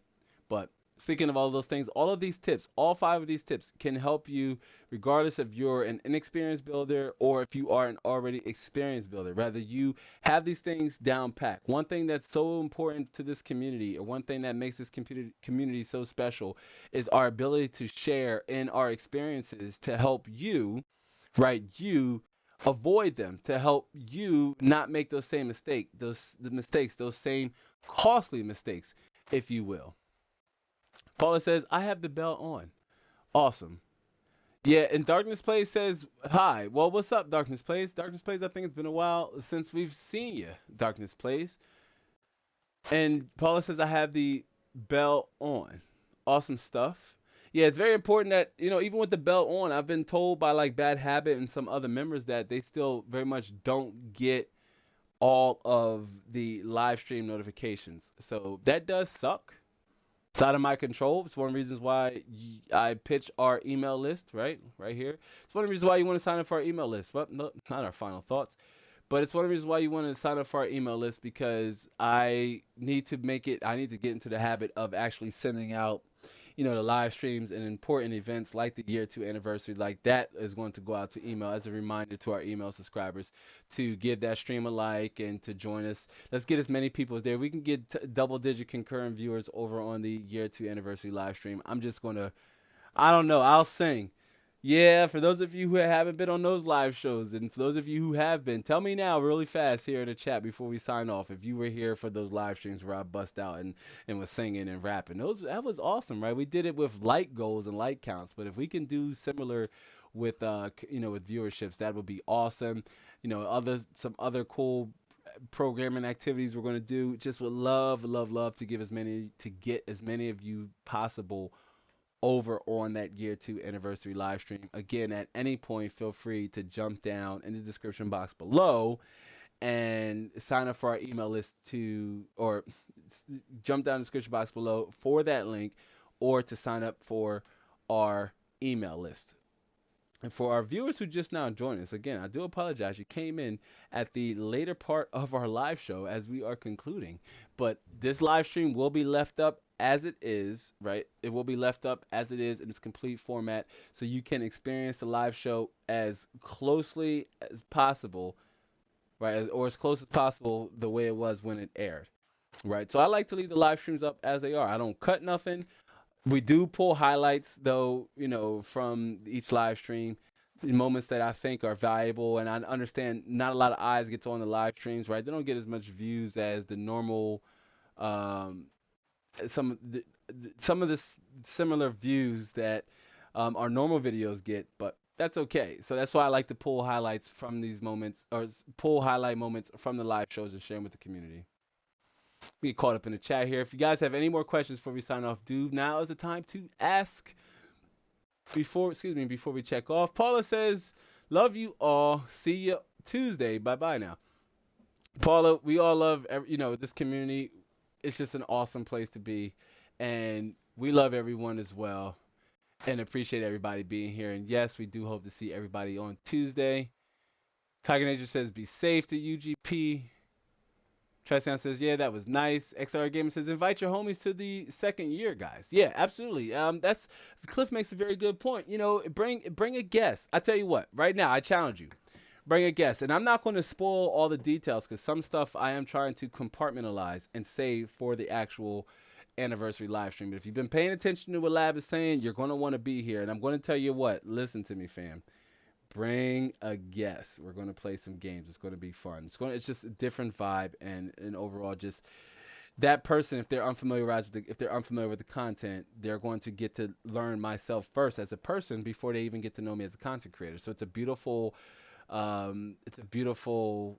start of a new relationship between myself and a new potential subscriber here to the community. So definitely bring a guest, share the link out, side hype it up with me, share it out and say, hey, look, there's a smaller tech creator, tech tuber, love their content, helpful content. Let's celebrate, join us, and be a part of the year 3 celebration. So if you you come on to the year 2 celebration, and you subscribe to the channel and you're watching the content, then you're going to be a part of that year 3 celebration. You're going to be a part of why we're able to make it to a third year, or I'm able to make it to a third year as a PC gaming content creator on this platform. So Cliff, absolutely, I agree with Cliff 100%, fam. Bring a homie. Bring a homie. Bring a two. Bring a few. Invite a homie. Share it on your socials. And Paula says, thanks to Tiger Nation. Bye to everybody. Everybody. All right. So, yeah, friends and fam, again, I do appreciate everybody's time. And you can always rewatch this live stream if you want to get caught up on some of the things you missed. You're always free to hang back and just hang out during the post-credit scene. But I think it's time to I think it's finally time to slowly bring the ride to an end. I think the ride is slowly coming to an end. I do want to shout out really fast to everybody who was here. UGP Paula, or Uber Girl Paula, Tiger Nation Zion, our moderator. Shout out to our moderator, keeping the live stream going and the conversation flowing. Right?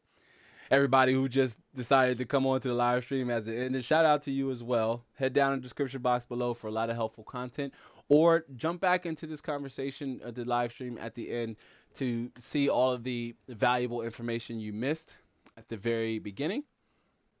But Bad Habit and Cliff, let me see, Tricion, let me go up, Sparta Rules. I love some of you guys. I mean, your names are synonymous with dedication and loyalty. Like we see you guys in and out, and it's greatly appreciated. Everybody who came out today, I definitely appreciate you. Ariel, Z Fluent was here. Let me just make sure Zesty was here. Purple Alien, Bryce had popped in and graced us with his presence. Thunder was here. Let me just go and make sure I'm not forgetting anybody. Yeah, a lot of familiar friends and fam join us for this live stream, and I love it. I love it. I love it. It really warms my heart when I see our returning viewers come back. Cliff says, catch y'all on the Discord. Yeah, absolutely. The beautiful thing about our Discord is that it really feels like the conversation never stops. You join our Discord, it'll feel like the conversation never stops. I am vowing, making it right here. You have my word to make sure I get better with checking the Discord. I pop in, I pop out daily. If I'm, ordering food, or if I'm on lunch, something to that extent, waiting in line, or, waiting for food, whatever the case I may be doing, I just jump in and out, and it's just like a text conversation. So if you haven't yet, I am like beating the drums here, aren't I? I hate to beat the drums of repetitiveness, but join our community Discord by signing up for our email list down in the description box below. Okay. Awesome times. You'll love it there. Good times. And again, always feel free to hang out during the post-credit show where I'll jump into the chat and I still very much will rap with you. But again, thanks for hanging out during this YouTube live. I do hope to catch you all in the next one. It's been a fun one. all the time. Gotta love going live.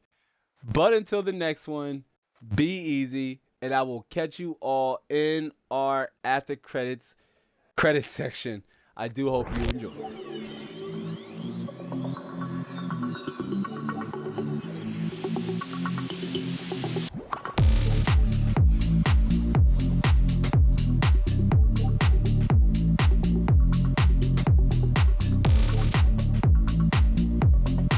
Tracy Allen says, alright man, I wasn't here for long, but no problem. Yeah, catch y'all on the Discord. Yeah, absolutely. To anybody else who just joined on, I do apologize. You just missed the Inside the Lab weekly live experience. Do feel free to check out this live stream though at its conclusion for all of its replay value and gloriness. I do appreciate our replay viewers. Shout out to our replay viewers. Bad Habit says, have a great evening, everyone, and thanks for another live stream. My pleasure, Bad Habit. Listen, I do it for the community. I do it for the fans. You guys and y'all are what make it work 100%. Definitely. Clip says, hype, right? Hope to see everybody on these second year anniversary live streams. Peace out.